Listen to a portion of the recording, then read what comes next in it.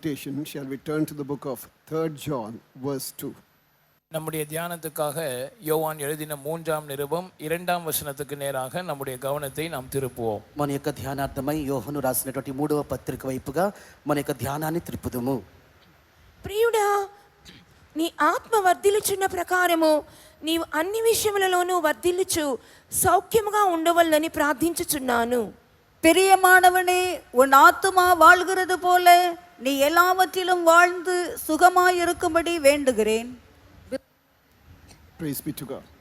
கர்த்தருக்கு ஸ்தோத்திரம். దేవుని నామమునకు స్తోత్రం. రెండవ వాక్యము In English it is mentioned, I will.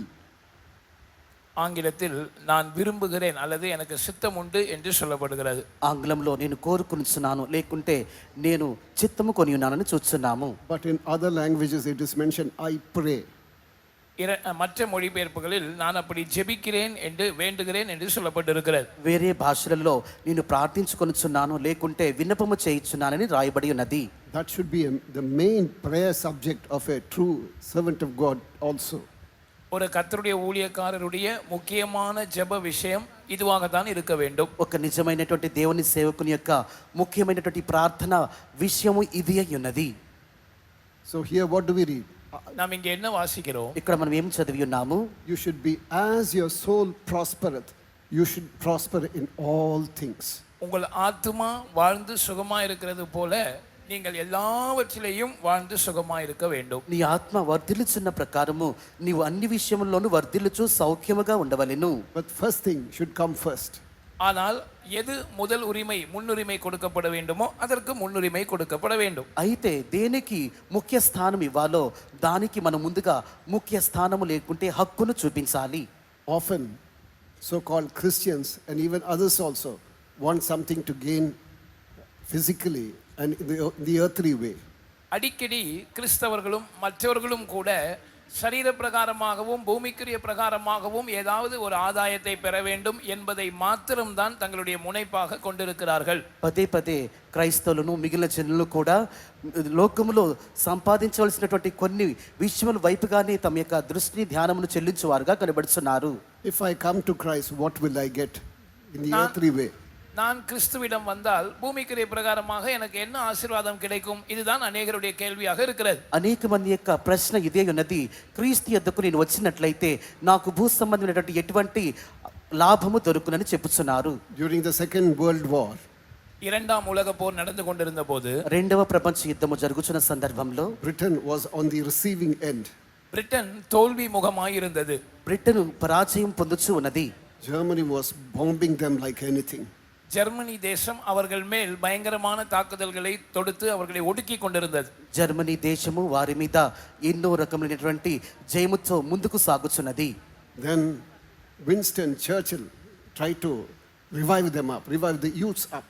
Britain பிரதமர் வின்ஸ்டன் சர்ச்சில் அவர் வாலிபர்களை உயிர்ப்பிக்க முனைந்தார். మినిస్టర్ చర్చిల్ అనేటి బ్రిటన్ యొక్క వ్యక్తి యవనస్తుల మధ్యలో ఒక గొప్ప ఉద్యమను తీసుకుని వచ్చి ఉన్నాడు. The youths asked them, வாலிபர்கள் அவரை பார்த்து கேட்டார்கள், యవనస్తులను చూసి ఆయన అడిగి ఉన్నాడు, when we join the British army, what will we get? நாங்கள் இந்த பிரிட்டன் ராணுவத்தில் இந்த யுத்த நேரத்தில் சேர்ந்தால் எங்களுக்கு என்ன கிடைக்கும் என்று கேட்டார்கள். మేము బ్రిటన్ సైన్యంలో చేరినట్లయితే మాకు ఏమి లభించును అని అడిగి ఉన్నారు. He gave them a beautiful reply. ஒரு அருமையான பதிலை அவர் கொடுத்தார். ఒక రమ్యమైనటువంటి సమాధానం ఆయన ఇచ్చి ఉన్నాడు. You will get only blood, tears and sweat. நீங்கள் ரத்தம் சிந்த நேரிடும், வேர்வை சிந்த நேரிடும், கண்ணீர் சிந்த நேரிடும், அதுதான் உங்களுக்கு கிடைக்கும் என்று சொன்னார். రక్తము, కన్నీరు, చెమట వీటిని నువ్వు కార్చాలి అని చెప్పి ఉన్నాడు. And ultimately Britain will become kings in this world. He showed his fingers. Victory. இந்த வெற்றி சின்னத்தை காண்பித்து உங்களால் கடைசியாக பிரிட்டன் இந்த உலகத்துக்கு ராஜாவாக மாறும் என்று சொன்னார். జయపు యొక్క సూచనను చూపించుతూ ఈ విధముగా బ్రిటన్ యొక్క దేశం యొక్క సమస్తమునకు రాజుగా మార్చబడనని చూపించి ఉన్నాడు. When you accept Christ, when you come to Christ, what will you get? கிறிஸ்துவிடம் நீங்கள் வரும்போது உங்களுக்கு என்ன கிடைக்கும்? యేసు యొద్దకు మీరు వచ్చినప్పుడు మీకు ఏమి లభించును? Sometimes you will have trials, temptations, tears and so on. சில நேரங்களில் சோதனைகள், பரீட்சைகள், கண்ணீர் இவைகள் தான் கிடைக்கும். కొన్నిసార్లు కష్టాలు, శోధనలు, పరీక్షలు ఇవే కదా.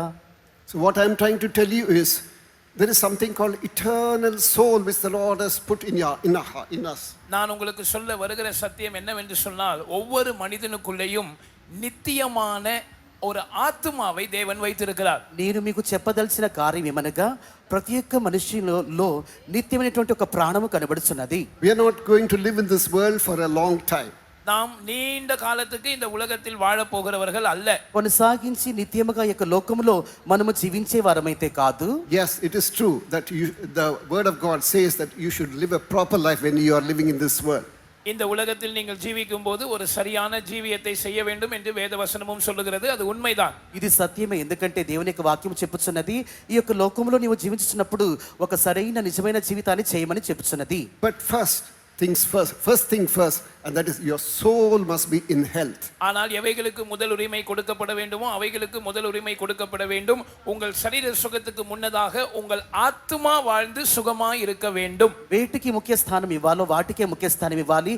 శరీరములో స్వస్థతకు మీరు ముఖ్య స్థానం ఇచ్చుటకు ముందుగా మీ యొక్క ప్రాణములో స్వస్థతకు ముఖ్య స్థానమును ఇవ్వాలి. The Greek word used for this, for prosperity, for prosper, is you do.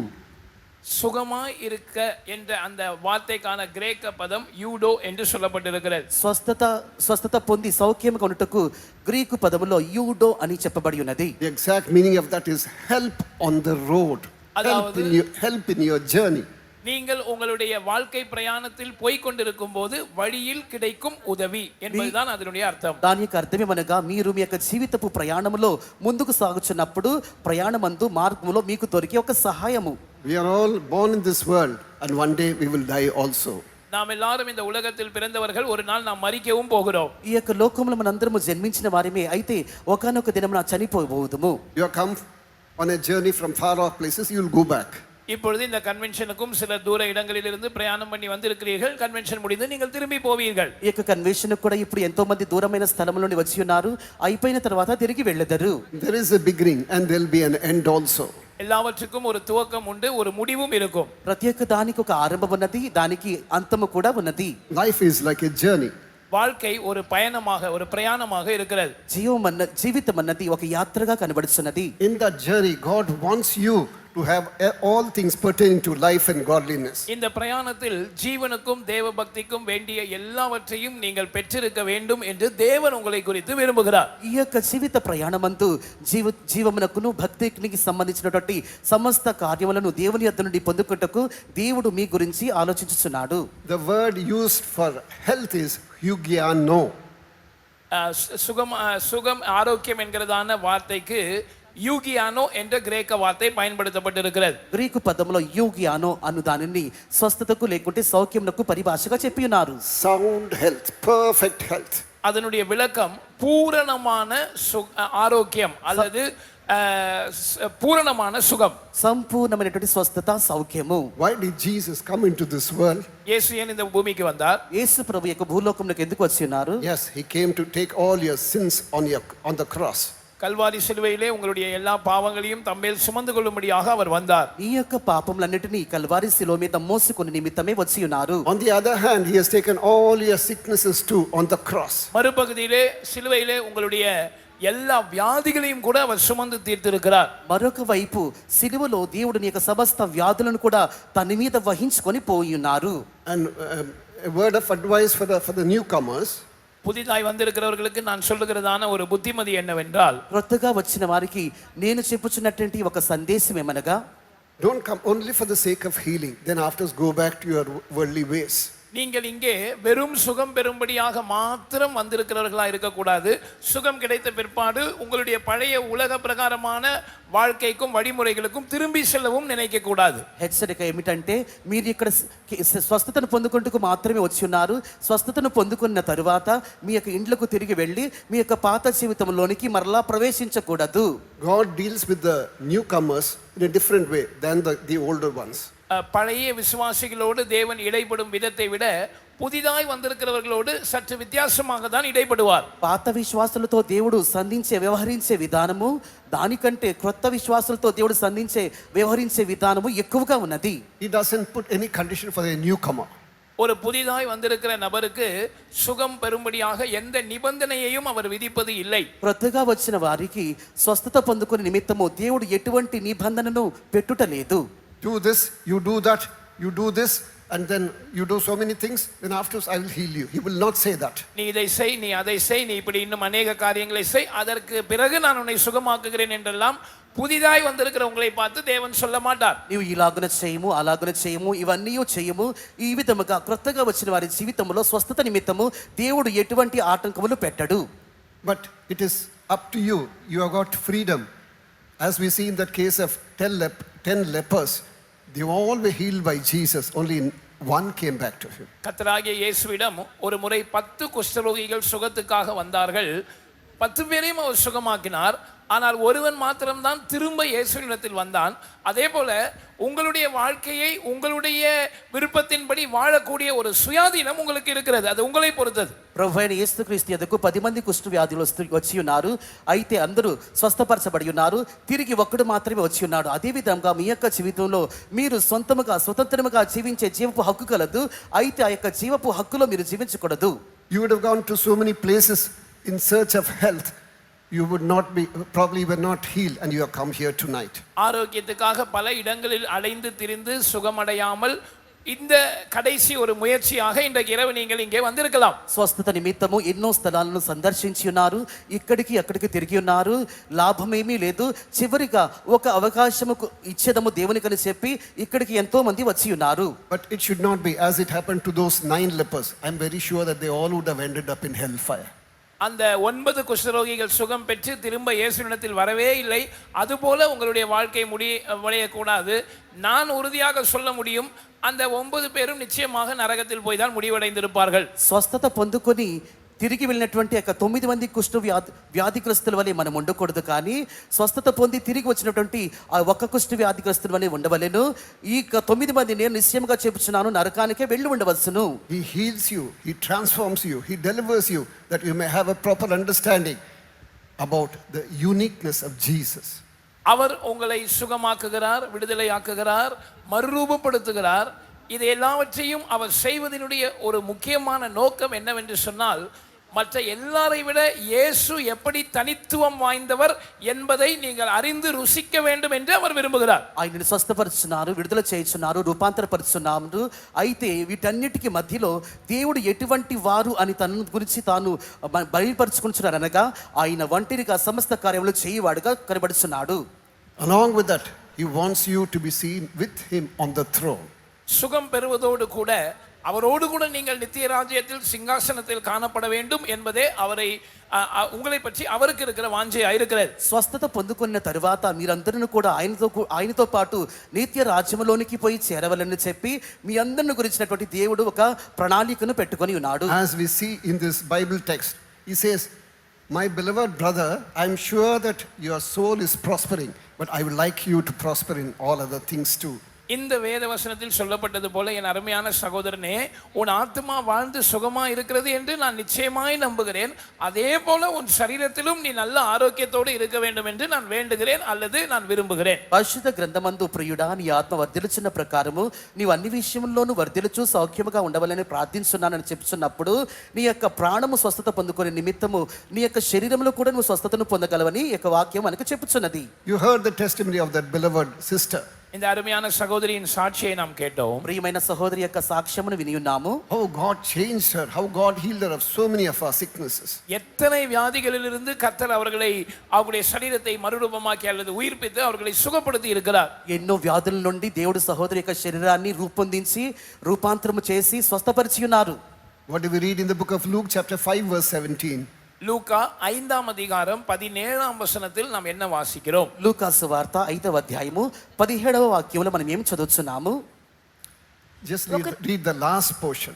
கடைசி பகுதியை மாத்திரம் చివరి வாசிப்போம். భాగాన్ని మాత్రమే చదవండి. ఆయన స్వస్థపరచినట్లు ప్రభు శక్తి ఆయనకుండెను. அப்பொழுது பிணியாளிகளை குணமாக்கத்தக்கதாக கர்த்தருடைய வல்லமை விளங்கிற்று. And the power of the Lord was present to heal them. The power of God was present to heal them. கர்த்தருடைய வல்லமை பிணியாளிகளை சுகமாக்கத்தக்கதாக விளங்கிற்று அல்லது அங்கே அந்த கர்த்தருடைய வல்லமை இருந்தது என்று சொல்லப்பட்டிருக்கிறது. స్వస్థపరిచినట్లు ప్రభు శక్తి ఆయనకుండెను, లేక రోగులను స్వస్థపరిచిన నిమిత్తం అక్కడే ఆ శక్తి ఉన్నదని చదువుతున్నాము. We believe that the power of God to heal you physically and spiritually is here in our midst. நம்முடைய மத்தியிலும் உங்களை ஆத்மாவிலும் சரீரத்திலும் சுகமாக்கக்கூடியதான கர்த்தருடைய வல்லமை இங்கே இருக்கிறது என்று நாம் விசுவாசிக்கிறோம். మన యొక్క ఆత్మలోను శరీరములోను స్వస్థపరిచేటువంటి దేవుని యొక్క స్వస్థపరచు శక్తి ఈ యొక్క స్థలం ఉన్నదని మనము కూడా గ్రహించాలి. We don't follow Jesus who's outdated. அதாவது இந்த காலத்துக்கு ஒத்து வராத பழங்காலத்து இயேசுவை நாம் பின்பற்றுகிறவர்கள் அல்ல. అయితే ఈ యొక్క సమయానికి సదృశ్యముగా లేనటువంటి పాత దేవునిని మనము వెంబడించు వారము కాదు. Some call us stupid. சிலர் எங்களை பார்த்து மூடர்கள் அல்லது முட்டாள்கள் என்று சொல்லுகிறார்கள். కొందరు మమ్మల్ని చూచి మూర్ఖులు లేక బుద్ధిహీనులని చెప్పుచున్నారు. In the days of scientific advancements, they don't go to hospital, they don't go for treatments, but they say that Jesus can heal. விஞ்ஞானம் இவ்வளவாய் முன்னேறி இருக்கிற இந்த நவீன காலத்திலே அவர்கள் மருந்துகளையும் மருத்துவத்தையும் நாடி போகிறது இல்லை. இயேசு சுகமாக்க வல்லமை உள்ளவர் என்று சொல்லிக் கொண்டு திரிகிறார்கள். విజ్ఞానము ఇంతగా అభివృద్ధి చెందినటువంటి నవ నాగరికత జీవితంలో జీవించున్నాము.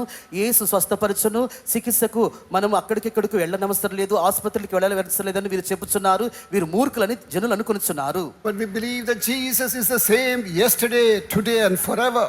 ஆனால் இயேசு கிறிஸ்து நேற்றும் இன்றும் என்றும் மாறாதவர் என்று நாம் விசுவாசிக்கிறோம். అయితే మేము నమ్ముచున్నాము యేసుక్రీస్తు నిన్న నేడు నిరంతరము మారని దేవుడు. Behold, I died and I live forever.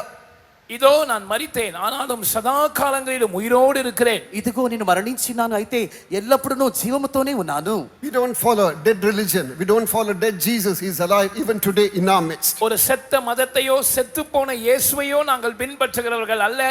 இன்றைக்கும் இயேசு நம்முடைய மத்தியிலே ஜீவிக்கிறவராக இருக்கிறார். చనిపోయినటువంటి మతాన్ని, చనిపోయినటువంటి యేసుని మేము వెంబడించడం లేదు, కానీ ఈ దినమున కూడా యేసు మన మధ్యలో సజీవుడిగా ఉన్నాడు. Just for a sample, I'll give you two examples. ஒரு உதாரணமாக ரெண்டு உதாரணங்களை உங்களுக்கு முன் வைக்கிறேன். ఉదాహరణగా రెండు కార్యాలు చెప్తున్నాను. I'm not mentioning about Jesus of the first century. நான் முதல் நூற்றாண்டின் இயேசுவை குறித்து சொல்லவில்லை. మొదటి శతాబ్దపు యేసును గురించి నేను చెబుతలేదు. I'm mentioning what happened in 2025. 2025 நடந்ததை நான் சொல்லுகிறேன். 2025 సంవత్సరంలో జరిగినటువంటి విషయాన్ని నేను చెప్తున్నాను. I was in Delhi convention.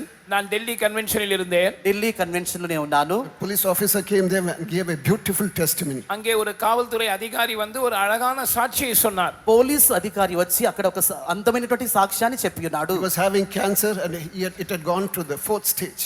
அவருக்கு புற்றுநோய் உண்டாயிருந்தது. அது 4ஆம் ஸ்டேஜுக்கு முற்றிவிட்டது. అతనికి క్యాన్సర్ వచ్చినది. దాని యొక్క దశ 4వ దశకు చేరి ఉన్నది. They didn't know what to do about it. என்ன செய்வது என்று தெரியாமல் திகைத்தார்கள். ఏమి చేయాలో తెలియక కలవరపడి ఉన్నారు. Dariwal convention was around. அந்த நேரத்தில் தாரிவால் கன்வென்ஷன் சமயமா இருந்தது. ఆ యొక్క సమయమందు దారివాల్ యొక్క కన్వెన్షన్ యొక్క సమయం వచ్చి ఉన్నది. He attended that convention. அவர் அந்த కన్వెన్షనిல் కலந்து கொண்டார். కన్వెన్షన్ లో పాది భాగస్థుడై ఉన్నాడు. He wanted to get prayed by our chief pastor. நம்முடைய தலைமை பாஸ்டரிடம் ஜெபித்துக் கொள்ளும்படி அவர் விரும்பினார். ప్రధాన పాస్టర్ గారి చేత ప్రార్థించుటకు అతడు వాంఛించి ఉన్నాడు. He was rushing to catch the flight. Pastor அவர்கள் விமானத்தை பிடிக்கும்படியாக அவசரமாய் கிளம்பி கொண்டிருந்தார்கள். విమానమును పట్టుకొని నిమిత్తం పాస్టర్ గారు త్వరగా బయలుదేరుచు వెళ్తున్నారు. He had only a few minutes. He mentioned about his problem.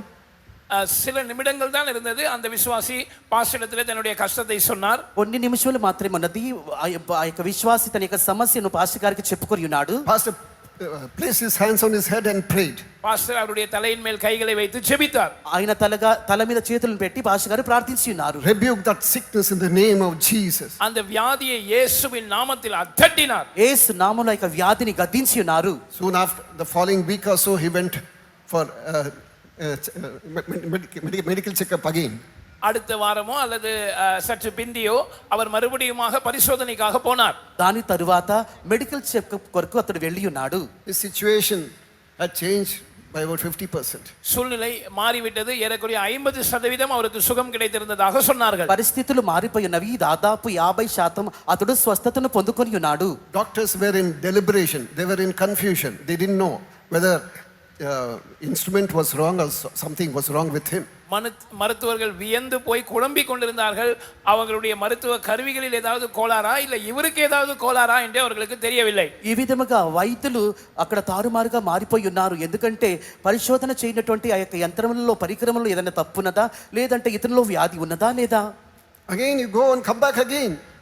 மறுபடியும் போய் சிறிது நாட்கள் கழித்து வாருங்கள் என்று சொன்னார்கள். మరలా వెళ్ళి తరువాత రండి అని చెప్పి ఉన్నారు. Perfectly all right. It had come to zero. இப்பொழுது அந்த புற்றுநோய் பூஜ்யமாகிவிட்டது. அவர் பூரண சுகமடைந்தார். దాని తరువాత క్యాన్సర్ వ్యాధి సంపూర్ణంగా స్వస్థపరచబడి ఉన్నది. అది సున్నాగా మారి ఉన్నది. సంపూర్ణ స్వస్థత వచ్చి ఉన్నది. On Saturday, I was there and he came to the stage, walked straight on the stage, gave a beautiful testimony. சனிக்கிழமை டெல்லி கன்வென்ஷனில் நான் அப்பொழுது அங்கே இருந்தேன். அவர் மேடையில் ஏறி அருமையாக சாட்சியை சொன்னார். శనివారము ఢిల్లీ కన్వెన్షన్ లో సాయంకాలము అతడు వేదిక మీదకి వచ్చి మంచి రమ్యం గల సాక్ష్యాన్ని పంచుకొని ఉన్నారు. His name is wonderful. இயேசுவின் நாமம் அதிசயமானவர். యేసు నామము అద్భుతము గలది. One meaning of his name itself is wonderful. He shall be, his name shall be called wonderful. அவருடைய நாமங்களில் ஒன்றே அவர் அதிசயமானவர். ఆయన నామములో ఒకటి అద్భుతమైన నామము. When we see wonders and miracles, it is something great for us. For him, it is something ordinary. நாம் ஏதாவது அதிசயத்தையோ அற்புதத்தையோ காணும்போது அது நமக்கு ஒரு பெரிய காரியமாய் தெரிகிறது. ஆனால் அவருக்கு அது சர்வசாதாரணம். ఏదైనా అతిశయాన్ని అద్భుతము గొప్ప కార్యాన్ని చూసినప్పుడు మనకు అదొక వింతగా కనబడుచున్నది. అయితే ఆయనకు అది సర్వసాధారణమైనటువంటి కార్యమై ఉన్నది. Again in the month of November, November மாதத்திலே మరలా నవంబర్ మాసంలో during Dubai convention, a person gave a beautiful testimony. Dubai கன்வென்ஷனிலே இன்னும் ஒரு சகோதரன் ஒரு அருமையான சாட்சியை கொடுத்தார். దుబాయ్ కన్వెన్షన్ లో కూడా వేరొక వ్యక్తి మంచి సాక్ష్యాన్ని చెప్పి ఉన్నాడు. Till 2 months before, he was in the wheelchair. 2 மாதங்கள் முன்பு வரைக்கும் அவர் வீல் சேர்ல தான் இருந்தார். 2 నెలలకు ముందుగా అతడు వీల్ చైర్ లోనే ఉన్నాడు. So he was having cancer or something like that. அவருக்கும் புற்றுநோய் அல்லது ஏதோ ஒரு வியாதி இருந்தது. అతనికి కూడా క్యాన్సర్ లేదంటే ఏదో ఒక వ్యాధి ఉన్నది. But during Dubai convention, he straight away walked. We have to climb about 6 or 7 steps. Dubai கன்வென்ஷனிலே அவர் நடந்து வந்தார். 6-7 படிகள் ஏறி தான் வர வேண்டும். దుబాయ్ కన్వెన్షన్ ఆయన నడిచి వచ్చున్నారు. 6-7 మెట్లు ఎక్కే రావాలి. A person who was in the wheelchair till 2 months before. 2 மாதங்கள் முன்பு வரைக்கும் வீல் சேரில் இருந்த மனிதன் 2 నెలలకు ముందుగా వీల్ చైర్ లో ఉన్న ఒక వ్యక్తి He got up there, gave a beautiful testimony. அவர் எழும்பி நல்ல ஒரு சாட்சியை சொன்னார். లేచి ఒక మంచి సాక్ష్యాన్ని పంచుకొని ఉన్నారు. I am God of all flesh. Is there anything too hard for me? இதோ நான் மாம்சமான யாவருக்கும் தேவனாகிய கர்த்தர், என்னாலே செய்யக்கூடாத அதிசயமான காரியம் ஒன்று உண்டோ? ఇదిగో నేను సర్వశరీరులకు దేవుడై ఉన్నాను. నాకు అసాధ్యమైన కార్యం ఏదైనా ఉన్నదా? Not only that beloved sister who testified, all those who are seated here and many of our believers also, including myself. So we have our testimony for the power of God which has worked in us. இந்த 2 சாட்சிகள் மாத்திரமல்ல, இன்றைக்கு சாட்சி சொன்ன அருமையான சகோதரியும் இங்கே உட்கார்ந்திருக்கிற அநேக விசுவாசிகள், ஊழியர்கள், நான் உட்பட தேவனுடைய சுகமாக்கும் வல்லமையை குறித்து சொல்லக்கூடிய அநேக அதிசயமான சாட்சிகள் நமக்கு உண்டு. ఈ యొక్క 2 సాక్ష్యములు కాదే కానీ ఇక్కడ సాక్ష్యం చెప్పినటువంటి ప్రియమైన సహోదరి, కూర్చున్న విశ్వాసులు, సేవకులు, నేను కూడా దేవుని యొక్క స్వస్థపరచు క్రియను గురించి ఎన్నో ఉదాహరణలు, సాక్ష్యాలను పంచుకొనవచ్చును. But at the same time, as far as a child of God is concerned, God would like to find out whether there are some hindrances. அதே நேரத்தில் ஒரு தேவனுடைய பிள்ளை அவர்களுடைய சுகத்தை பொறுத்த மட்டில் இவர்களுடைய சுகத்துக்கு ஏதாவது தடைகள் இருக்கிறதா என்பதை நாம் கண்டுபிடிக்க வேண்டும் என்று தேவன் விரும்புகிறார். అదే విధంగా ఒక దేవుని యొక్క బిడ్డ తన యొక్క స్వస్థత కొరకును ఇతరుల యొక్క స్వస్థత కొరకును ఏదైనా ఆటంకం ఉన్నదా లేదా దీనిని కనుగొనవలెను. He'll put certain conditions before them. நாம் சுகமடையும்படியாக சில நிபந்தனைகளையும் தேவன் நமக்கு முன்பாக வைக்கிறார். కొన్ని కారణములను దేవుడు మన ముందుగా పెట్టుచున్నాడు. If you diligently hearken to my voice, நீ என்னுடைய சத்தத்தை கவனமாய் கேட்பாயானால், నీవు నా యొక్క స్వరమును శ్రద్ధగా వినినట్లయితే, and will do all my commandments, என்னுடைய கட்டளைகள் எல்லாவற்றின்படியும் நீ செய்வாயானால், ఆజ్ఞలను అనుసరించి నువ్వు చేసినట్లయితే, I will put none of these diseases upon you. நான் இந்த வியாதிகளில் ஒன்றையும் உனக்கு வர பண்ணேன். ఈ యొక్క వ్యాధులలో ఏదిని కూడా నీకు రానివను. I am the Lord that healeth thee. நானே உன் பரிகாரியாகிய கர்த்தர். నిన్ను స్వస్థపరచు యెహోవా దేవుడను నేనే. That healer is in our midst tonight. அந்த பரிகாரியாகிய குணமாக்குகிற கர்த்தர் இப்பொழுது நம்முடைய மத்தியில் இருக்கிறார். ఆ స్వస్థపరచు దేవుడు ఇప్పుడు ఈ యొక్క సమయమందు మన మధ్యలో ఉన్నారు. What is one of the hindrances? அந்த சுகத்துக்கான தடைகளில் ஒன்று என்ன? స్వస్థపరచబడుటకు ఆటంకములలో ఒకటి ఏమిటి? One is sin. ஒரு தடை பாவம். ఒక ఆటంకము అది పాపము. You may not have committed grave sin. நீங்கள் ஒருவேளை பெரிய பாவங்கள் எதையும் செய்திருக்க மாட்டீர்கள். ఒక పెద్ద పాపను ఒకవేళ నువ్వు చేయకుండా ఉండవచ్చు. The original meaning for that is missing the mark. பாவம் என்பதற்கான மூல பதம் லக்கை தவற விடுவது என்பதா இருக்கிறது. పాపము అను చెప్పినప్పుడు దానికి ఒక మూల పదం ఏమిటనగా గురిని తప్పుట. In certain cases God permits sickness. சில நேரங்களில் ஆண்டவர் வியாதியை அனுமதிக்கிறார். కొన్ని సందర్భంలో దేవుడు వ్యాధిని అనుమతించుచున్నారు. Don't say that sickness comes from God.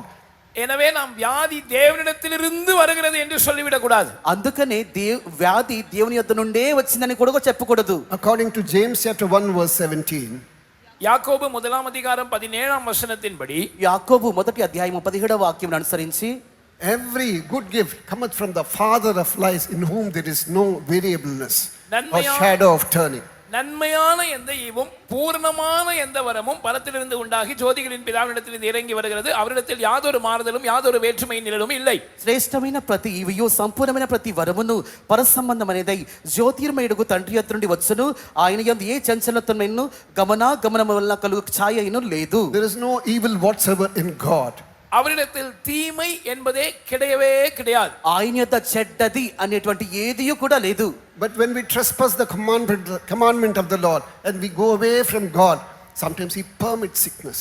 ஆனால் சில வேளை தேவனுடைய கட்டளைகளை மீறி அல்லது தேவனை விட்டு நாம் தூரமாய் போகும்போது தேவன் வியாதியை நமக்கு அனுமதிக்கிறார். ఒక వ్యక్తి దేవుని యొక్క ఆజ్ఞలను ఉల్లంఘించి దేవుని నుండి దూరముగా పోయినప్పుడు దేవుడు వ్యాధిని అనుమతించును. In the book of John chapter 5 verse 14, what do we read? யோவான் 5:14 நாம் என்ன படிக்கிறோம்? యోహాను 5:14 వాక్యం మనం ఏం చదువుతున్నాము? We see a person who was paralyzed for 38 long years. 38 வருடமாய் திமிர்வாதக்காரனாய் இருந்ததான ஒரு மனிதனை நாம் அங்கே பார்க்கிறோம். ఇక్కడ 38 ఏండ్ల నుండి వ్యాధి గల ఒక మనిషిని మనం చూస్తున్నాము. To cut the story short, Jesus healed him.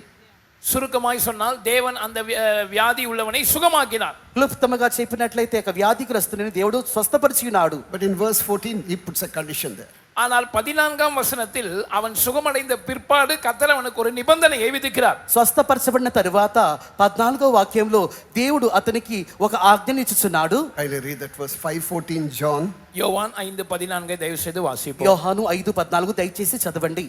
అటు తరువాత యేసు దేవాలయంలో వానిని చూచి, ఇదిగో స్వస్థత నొందితివి, మరి ఎక్కువ కీడు నీకు కలగకుండానట్లు ఇకను పాపము చేయకమని చెప్పగా, அதற்கு பின்பு இயேசு அவனை தேவாலயத்திலே கண்டு, இதோ நீ சொஸ்தமானாய், அதிக கேடானதொன்றும் உனக்கு வராதபடி இனி பாவம் செய்யாதே என்றார். Afterward, Jesus findeth him in the temple and said unto him, Behold, thou art made whole. Sin no more, lest a worse thing come unto thee. He was a good man. Now he, instead of running away somewhere as those other lepers, he is in the temple. இந்த 10 குஷ்டரோகிகளில் 9 பேர் ஓடி விட்டார்களே, அவர்களை போல் இவன் இல்லை. நல்ல ஒரு மனிதன், 38 வருஷமாய் சுகம் கிடைக்காட்டாலும் ஆலயத்துல தான் உட்கார்ந்து இருக்கிறான். ఒక మంచి వ్యక్తి ఎందుకనగా After he was healed also. சுகமடைந்த பிற்பாடும் அவன் ஆலயத்தில் தான் இருந்தான். ఇతడు ఒక మంచి వ్యక్తి ఎందుకనగా 10 మంది కుష్ఠరోగులు స్వస్థపరచబడి ఉన్నారు, 9 మంది వెళ్ళిపోయి ఉన్నారు. అయితే ఈ యొక్క వ్యక్తి వెళ్ళిపోకుండా ఉన్నాడు. స్వస్థతకు ముందుగా స్వస్థతకు తరువాత అక్కడే మందిరపు ముందుగా కూర్చొని ఉన్నాడు. But God gives him a warning. ஆனாலும் தேவன் அவனை பார்த்து ஒரு எச்சரிப்பை சொல்லுகிறார். అయితే దేవుడు అతనిని చూచి ఒక హెచ్చరికను చూపుచున్నాడు. The reason here was because of his sin. இவனுடைய வியாதியின் காரணம் அவனுடைய பாவம் என்பதை கர்த்தர் கொடுத்த எச்சரிப்பிலிருந்து நாம் புரிந்து கொள்கிறோம். అతని యొక్క వ్యాధికి నిమిత్తము కారణము పాపము అని దేవుడిచ్చినటువంటి హెచ్చరికను బట్టి మనము గ్రహించుకొనగలము. So find out if there is something against God, against the word of God, if there is any violation from the word of God. எனவே உங்களுடைய ஜீவியத்தில் தேவனுக்கு விரோதமான ஏதாவது காரியம் இருக்கிறதா அல்லது கர்த்தருடைய வார்த்தையை மீறி எதையாவது நீங்கள் செய்திருக்கிறீர்களா என்பதை நீங்கள் ஆராய்ந்து கண்டுபிடியுங்கள். అందుచేత మీరు మీ యొక్క జీవితంలో దేవుని వాక్యమునకు విరుద్ధంగా ఏదైనా చేసి ఉన్నారా, దేవునికి విరోధముగా ఆయనను ఆజ్ఞను అతిక్రమించి ఏదైనా చేసి ఉన్నారో దీనిని పరిశోధించి కనుగొనవలెను. What do we read in the book of Micah chapter 6 verses 11 and 12 and 13? மீகா 6ஆம் அதிகாரம் 11, 12, 13 ஆகிய வசனங்களில் நாம் என்ன வாசிக்கிறோம்? మీకా 6వ అధ్యాయము 11, 12, 13 వాక్యాలు మనం ఏం చదువుతున్నాము? Just read 12 and 13, that should be sufficient. 12, 13 మాత్రం వాసిపోం. 12, 13 వాక్యాలు చదవండి. వారిలోని ఐశ్వర్యవంతులు ఎడతెక్క బలాత్కారము చేయుదురు, పట్టణస్థులు అబద్ధమాడుదురు, వారి నోటిలోని నాలుక కపటముగా మాట్లాడును.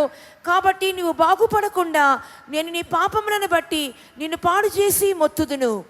அவர்களில் ஐஸ்வர்யமுள்ளவர்கள் கொடுமையால் நிறைந்திருக்கிறார்கள், அவர்களுக்குள் வாசமாயிருக்கிறவர்கள் பொய் பேசுகிறார்கள், அவர்கள் வாயிலுள்ள நாவு கபடம் உள்ளது, ஆகையால் நான் உன் பாவங்களின் நிமித்தம் உன்னை அடித்து பாழாக்குகிறதினால் உன்னை பலட்சியமாக்குவேன்.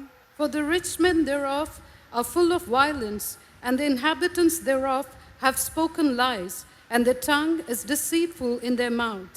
Therefore also will I make thee sick in smiting thee, in making... That word is not there in Tamil, I think. Therefore I made you sick. தமிழிலே நான் உன்னை பலட்சியமாக்குவேன் என்று இருக்கிறது. ஆங்கிலத்திலே நான் உன்னை வியாதிக்கு உட்படுத்துவேன் என்று சொல்லப்பட்டிருக்கிறது. అందుచేత నేను నిన్ను వ్యాధి కలుగునట్లుగా చేసి ఉన్నానని తమిళ భాషలో లేదు. We have a believer in Bangalore. நமக்கு பெங்களூர்ல ஒரு விசுவாசி இருக்கிறார். బెంగళూరులో ఒక విశ్వాసి ఉన్నారు. I don't know, he may be seated somewhere here, I don't know. ஒருவேளை இங்க எங்கேயாவது உட்கார்ந்து இருக்கிறாரோ இல்லையோ எனக்கு தெரியவில்லை. ఇక్కడెక్కడో కూర్చుని ఉండవచ్చు, నాకైతే తెలియదు. He was a driver for United Breweries. அவர் யுனைடெட் பிரிவரிஸ்ல ஓட்டுநராக பணிபுரிந்து வந்தார். యునైటెడ్ బ్రివరీస్ లే అతడు నడిపించే ఒక పనిని చేస్తూ వచ్చి ఉన్నాడు. Liquor was free. அவருக்கு மதுபானம் இலவசமாக கிடைக்கும். మద్యపానము అతనికి ఉచితముగా దొరుకును. He would say every day I would have 20 bottles liquor. ஒவ்வொரு நாளும் கிட்டத்தட்ட எனக்கு 20 மதுபான பாட்டில்கள் கிடைக்கும் என்று அவர் சொல்லுவார். అతడు చెప్పుచున్నాడు, ప్రతి దినము నాకు 20 సీసాల మందు దొరుకును. దొరకను కాదు, he would consume. அவர் அதை குடிப்பார். అతడు దాన్ని తాగును. Then he abused his body, he became sick. அவர் தன்னுடைய சரீரத்தை இப்படியாக துஷ்பிரயோகம் செய்தார் அல்லது கெடுத்துக் கொண்டார், வியாதிப்பட்டார். అతడు ఆ విధంగా తన శరీరాన్ని చెడుపుకొని వ్యాధిగ్రస్తుడై ఉన్నాడు. If you indulge in such things, you can become sick. இப்படிப்பட்ட பாவங்களில் நீங்கள் ஈடுபட்டால் கூட நீங்கள் வியாதிப்பட கூடும். ఇటువంటి పాపంలో మీరు పాలి భాగస్తులుగా మారినట్లయితే మీరు వ్యాధి పడవచ్చును. Thank God, God healed him, God saved him. Now he is a good believer. கர்த்தருக்கு ஸ்தோத்திரம். கர்த்தர் அவரை சுகமாக்கினார், கர்த்தர் அவரை ரட்சித்தார். இப்பொழுது குடிகாரனா இருந்த அவர் நல்ல ஒரு விசுவாசியாக இருக்கிறார். దేవునికి స్తోత్రము. దేవుడు అతనిని స్వస్థపరిచి ఉన్నాడు, విడుదల చేసి ఉన్నాడు, రక్షణ ఇచ్చి ఉన్నాడు. ఇప్పుడు ఒక మంచి విశ్వాసగా మన మధ్యలో ఉన్నాడు. In the West, there was a young girl who had abused her body. மேற்கத்திய நாடுகளில் தன்னுடைய சரீரத்தை கெடுத்துக் கொண்டதான ஒரு வாலிப பிள்ளை இருந்தால், పడమటి దేశంలో తన యొక్క శరీరాన్ని చెడుపుకొనిచ్చినటువంటి యవనస్తురాలైన అమ్మాయి ఉన్నది. She was into drugs, she was into smoking, and then she became sick. அவள் புகைப்பிடிக்கிறவளா இருந்தால், போதை வஸ்துக்களை உட்கொள்ளுகிறவளா இருந்தால் வியாதிப்பட்டு விட்டால், మత్తు పదార్థములు తీసుకొనుట, ధూమపానము చేయుట, ఇటువంటి వాటిలో ఆమె కనబడుతున్నది. She knew that she was her condition was becoming serious. இவளுடைய நிலைமை மோசமடைவதை இவளே உணர்ந்தாள். ఆమె యొక్క పరిస్థితి మిక్కిలి భయంకరంగా మారినది ఆమె తెలుసుకొని ఉన్నది. She accepted Jesus as her personal savior. She became one of our believers. கர்த்தராகிய இயேசுவை தன்னுடைய சொந்த ரட்சகராக ஏற்றுக்கொண்டு நம்முடைய விசுவாசிகளில் ஒருத்தியாக மாறினாள். ప్రభువైన యేసుక్రీస్తును తన యొక్క సొంత రక్షకుడిగా అంగీకరించి ఉన్నది. మన యొక్క విశ్వాసంలో ఒకటిగా కనబడుచున్నది. Her sickness did not change. அவளுடைய வியாதியும் மாறவில்லை. ఆమె యొక్క వ్యాధి మారలేదు. She went from bad to worse. அது மோசத்திலிருந்து அதிக மோசம் அடைந்தது. ఇంకను అధికముగా ఆ యొక్క వ్యాధి పెరిగిపోయి ఉన్నది. Finally, the doctors diagnosed that she had cancer. கடைசியாக Cancer in her ovary.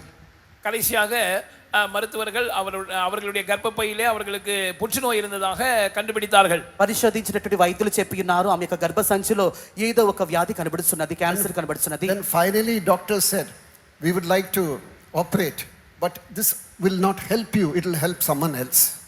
ஆனால் மருத்துவர்கள் சொன்னார்கள், நாங்கள் உங்களுக்கு அறுவை சிகிச்சை செய்து உதவி செய்கிறோம், ஆனால் இது உங்களுக்கு உதவியாக முடியாது, வேறொருத்தருக்கு வேணால் அதனால் நன்மை கிடைக்கும் என்று சொன்னார். అయితే చివరిగా వైద్యులు చెప్పి ఉన్నారు, మేము ప్రయత్నించదము, అయితే ఇది మా వల్ల కాదు కానీ వేరొకరి వల్ల సాధ్యమగును. To cut the story short, சுருக்கமாக சொன்னால், క్లుప్తముగా he చెప్పినట్లయితే, said, I don't want doctor, I don't want medicine hereafter. இந்த சகோதரி இனிமேல் எனக்கு மருத்துவர்களுடைய உதவி வேண்டாம், மருந்து வேண்டாம் என்று மறுத்து விட்டார்கள். ఇక మీదట నాకు మందులు వద్దు, వైద్యుల యొక్క సహాయం వద్దు అని ఆ యొక్క సహోదరి చెప్పి ఉన్నది. She became anemic, and in the middle of the night she would wake up in the middle of the night and she would not know who she was because oxygen was not going to her brain cells. அவர்களுக்கு இரத்த சோகை ஏற்பட்டு அவர்களுடைய மூளைக்கு சரியாக இரத்தம் பாயாதபடியினால் சில நேரங்களிலே அவர்களுக்கு ஞாபக மறதி வந்து இரவிலே எழுந்து அப்படியே உட்கார்ந்திருப்பார்கள். தான் யார் என்று சுயநினைவில்லாமல் எல்லாம் இருந்திருக்கிறார்கள். రాత్రిపూట లేచి ఆ విధముగానే ఆమె ఏడ్చుతున్నది. ఎందుకంటే ఆమెకు రక్తపీడనం అగుట వలన, ఆమె యొక్క నరములలో రక్తము ప్రవహించకుండా ఉండుట వలన ఆ యొక్క వేదన చేత, బాధ చేత నేను ఎవరిని ఏమిటి అని తెలియకుండా సురహను తప్పినదిగా కనబడుచున్నది. Her grandmother wanted her to go to the hospital again. இவர்களுடைய பாட்டி மறுபடியுமாக இவள் மருத்துவமனைக்கு செல்ல வேண்டும் என்று விரும்பினார்கள். ఆమె యొక్క అమ్మమ్మ మరలా ఆమెని వైద్యుని ఎదుకు తీసుకొని వెళ్ళి ఉన్నది. Said there is no use. Doctor said that there is no hope for you. This This treatment will not help you, it will help someone else. இவள் சொல்லிவிட்டால் மருத்துவர்கள் எனக்கு எந்த உதவியும் செய்ய முடியாது என்று சொல்லிவிட்டார்கள். அறுவை சிகிச்சை செய்தாலும் அதனால் எனக்கு எந்த பயனும் இல்லை, வேறொருவருக்கு வேண்டுமானால் இதனால் பயன் கிடைக்கும் என்று சொல்லிவிட்டார்கள். వైద్యులే చెప్పినారు కదా నాకు ఎటువంటి స్వస్థత దొరకదు, వారి వల్ల ఏమీ కాదు, వేరొకరు ఎవరో స్వస్థత పరచును సహాయం చేయని చెప్పినారు కదా, అందుచేత నేను వారి యొద్దకు రానని ఈమె చెప్పినది. Then grandma took her to the funeral parlor. கடைசியாக இந்த பிணவரைக்கு பாட்டி அவர்கள் இந்த பிள்ளையை கொண்டு போனார்கள். దాని తర్వాత భూస్థాపన చేయి స్థలమందు తల్లులు అమ్మమ్మ గారులు ఆ అమ్మాయిని తీసుకుని వెళ్ళి ఉన్నారు. You want this coffin? You want this coffin? You choose for yourself. உனக்கு இதிலே எந்த சவப்பெட்டி வேண்டும் என்று சில சவப்பெட்டிகளை காண்பித்து ஒன்றை தெரிந்து கொள்ளும்படியாக சொன்னார்கள். నీకు ఈ శవపేటిక కావాలా, ఆ శవపేటిక కావాలా, ఏది కావాలో నువ్వు ఎన్నుకొనమని చెప్పి ఒకరినొకరు ఎన్నుకొనుచున్నారు. She refused, she came back home. அதற்கும் மறுப்பு தெரிவித்து விட்டு இந்த பிள்ளை வீட்டுக்கு வந்து விட்டாள். దానికి కూడా ఆమె ఆటంకపరిచినది, మరలా ఇంటికి వచ్చినది. One day in a dream, one day she felt that her sheet was covered with blood. ஒரு நாள் தன்னுடைய பெட்ஷீட் முழுவதும் ரத்தத்தினால் நிறைந்திருப்பதாக அவர்கள் உணர்ந்தார்கள். తన యొక్క బెడ్షీట్ మొత్తం రక్తము చేత నింపబడుట ఒక దినము ఆమె కలలో చూసి ఉన్నది. As if someone else had operated her. யாரோ ஒருவர் அவர் தனக்கு அறுவை சிகிச்சை செய்திருப்பதை போல ஒரு உணர்வு அவர்களுக்கு உண்டானது. ఎవరో ఒకరు ఆమెకు చికిత్స చేయునట్లుగా ఆమె గ్రహించుచున్నది. Now she is hearing a distinct voice. இப்பொழுது ஒரு தெளிவான சத்தம் அவர்களுக்கு கேட்கிறது. ఒక స్పష్టమైనటువంటి స్వరం ఆమె అప్పుడు వినియున్నది. Arise and walk and be a witness for me everywhere. நீ எழுந்து நடந்து எல்லா இடங்களிலும் எனக்கு சாட்சியாக இருப்பாயாக. నిమ్ము నడువుము నా కొరకు ప్రతి స్థలమందు సాక్షిగా నిలబడుము. She could hardly move from her bed. ஆனால் இவளுடைய நிலைமையோ படுக்கையிலிருந்து எழும்புவதே கஷ்டம். అయితే ఆమె యొక్క స్థితి పడక నుండి లేచుటకే మిక్కిలి కష్టముగా ఉన్నది. Devil started to whisper in her ears. பிசாசு இவர்களுடைய காதுகளில் முணுமுணுக்க ஆரம்பித்தான். సాతాను ఆమె యొక్క చెవిలో గుసగుసలాడుట ప్రారంభించినది. So then if you step down, you'll start bleeding profusely. படுக்கையிலிருந்து காலை கீழே எடுத்து வச்சு பாரு, உனக்கு பயங்கரமாக ரத்தம் வெளியேறும் என்று பிசாசு பேசுகிறான். మంచం మీద నుండి కాలు కింద పెట్టి చూడు, భయంకరముగా సాతాను నేను నీకు విరోధముగా క్రియ చేయుదునని సాతాను ఆమెతో చెప్పుచున్నది. Spirit said, arise and get up. கர்த்தருடைய ஆவியானவரோ நீ எழுந்திரு என்று சொன்னார். దేవుని యొక్క ఆత్మ చెప్పుచున్నది లెమ్ము. Then she thought, if I don't get up now, I will never get up. இவளுக்கு இப்படி ஒரு எண்ணம், இப்ப நான் எழும்பாவிட்டால் எப்பொழுதுமே என்னால் எழும்ப முடியாது. ఆమె అర్థం చేసుకొని గ్రహించుకున్నది, ఇప్పుడు నేను లేవకుండా ఉండినట్లయితే ఇక మీదట ఎన్నటికి లేవలేను. She put her foot on the floor. ஒரு காலை அப்படி தரையில் வைத்தார்கள். ఒక కాలును నేల మీద పెట్టి ఉన్నది. She started to walk. நடக்க ஆரம்பித்தார்கள். నడుచుట ప్రారంభించినది. Perfect healing. பூரண சுகம். సంపూర్ణ స్వస్థత. Jesus is alive. இயேசு ஜீவனோடு இருக்கிறார். యేసు జీవముగల వాడై Not ఉన్నాడు. only in India, even in the West or any part of the world, He is the Lord of all.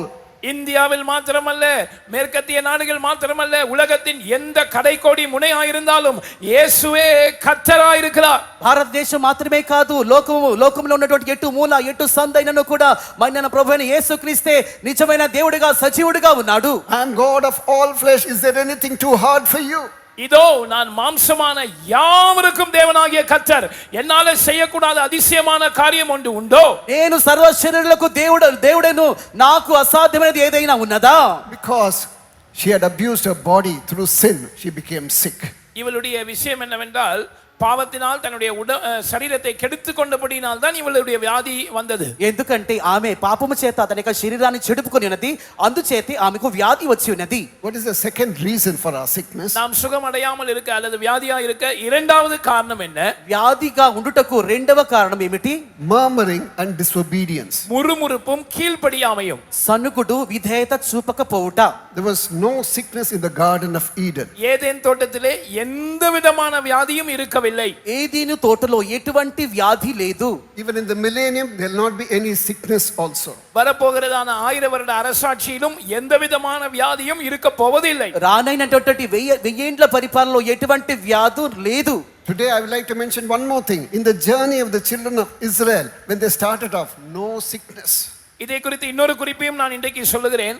இஸ்ரவேல் ஜனங்கள் எகிப்து தேசத்தை விட்டு பிரயாணம் புறப்பட்ட போது அவர்கள் மத்தியிலே பலவீனப்பட்டவன் வியாதியஸ்தன் ஒருவனும் இல்லை. దీని గురించి ఇంకొక విషయాన్ని కూడా నేను చెప్పుదును.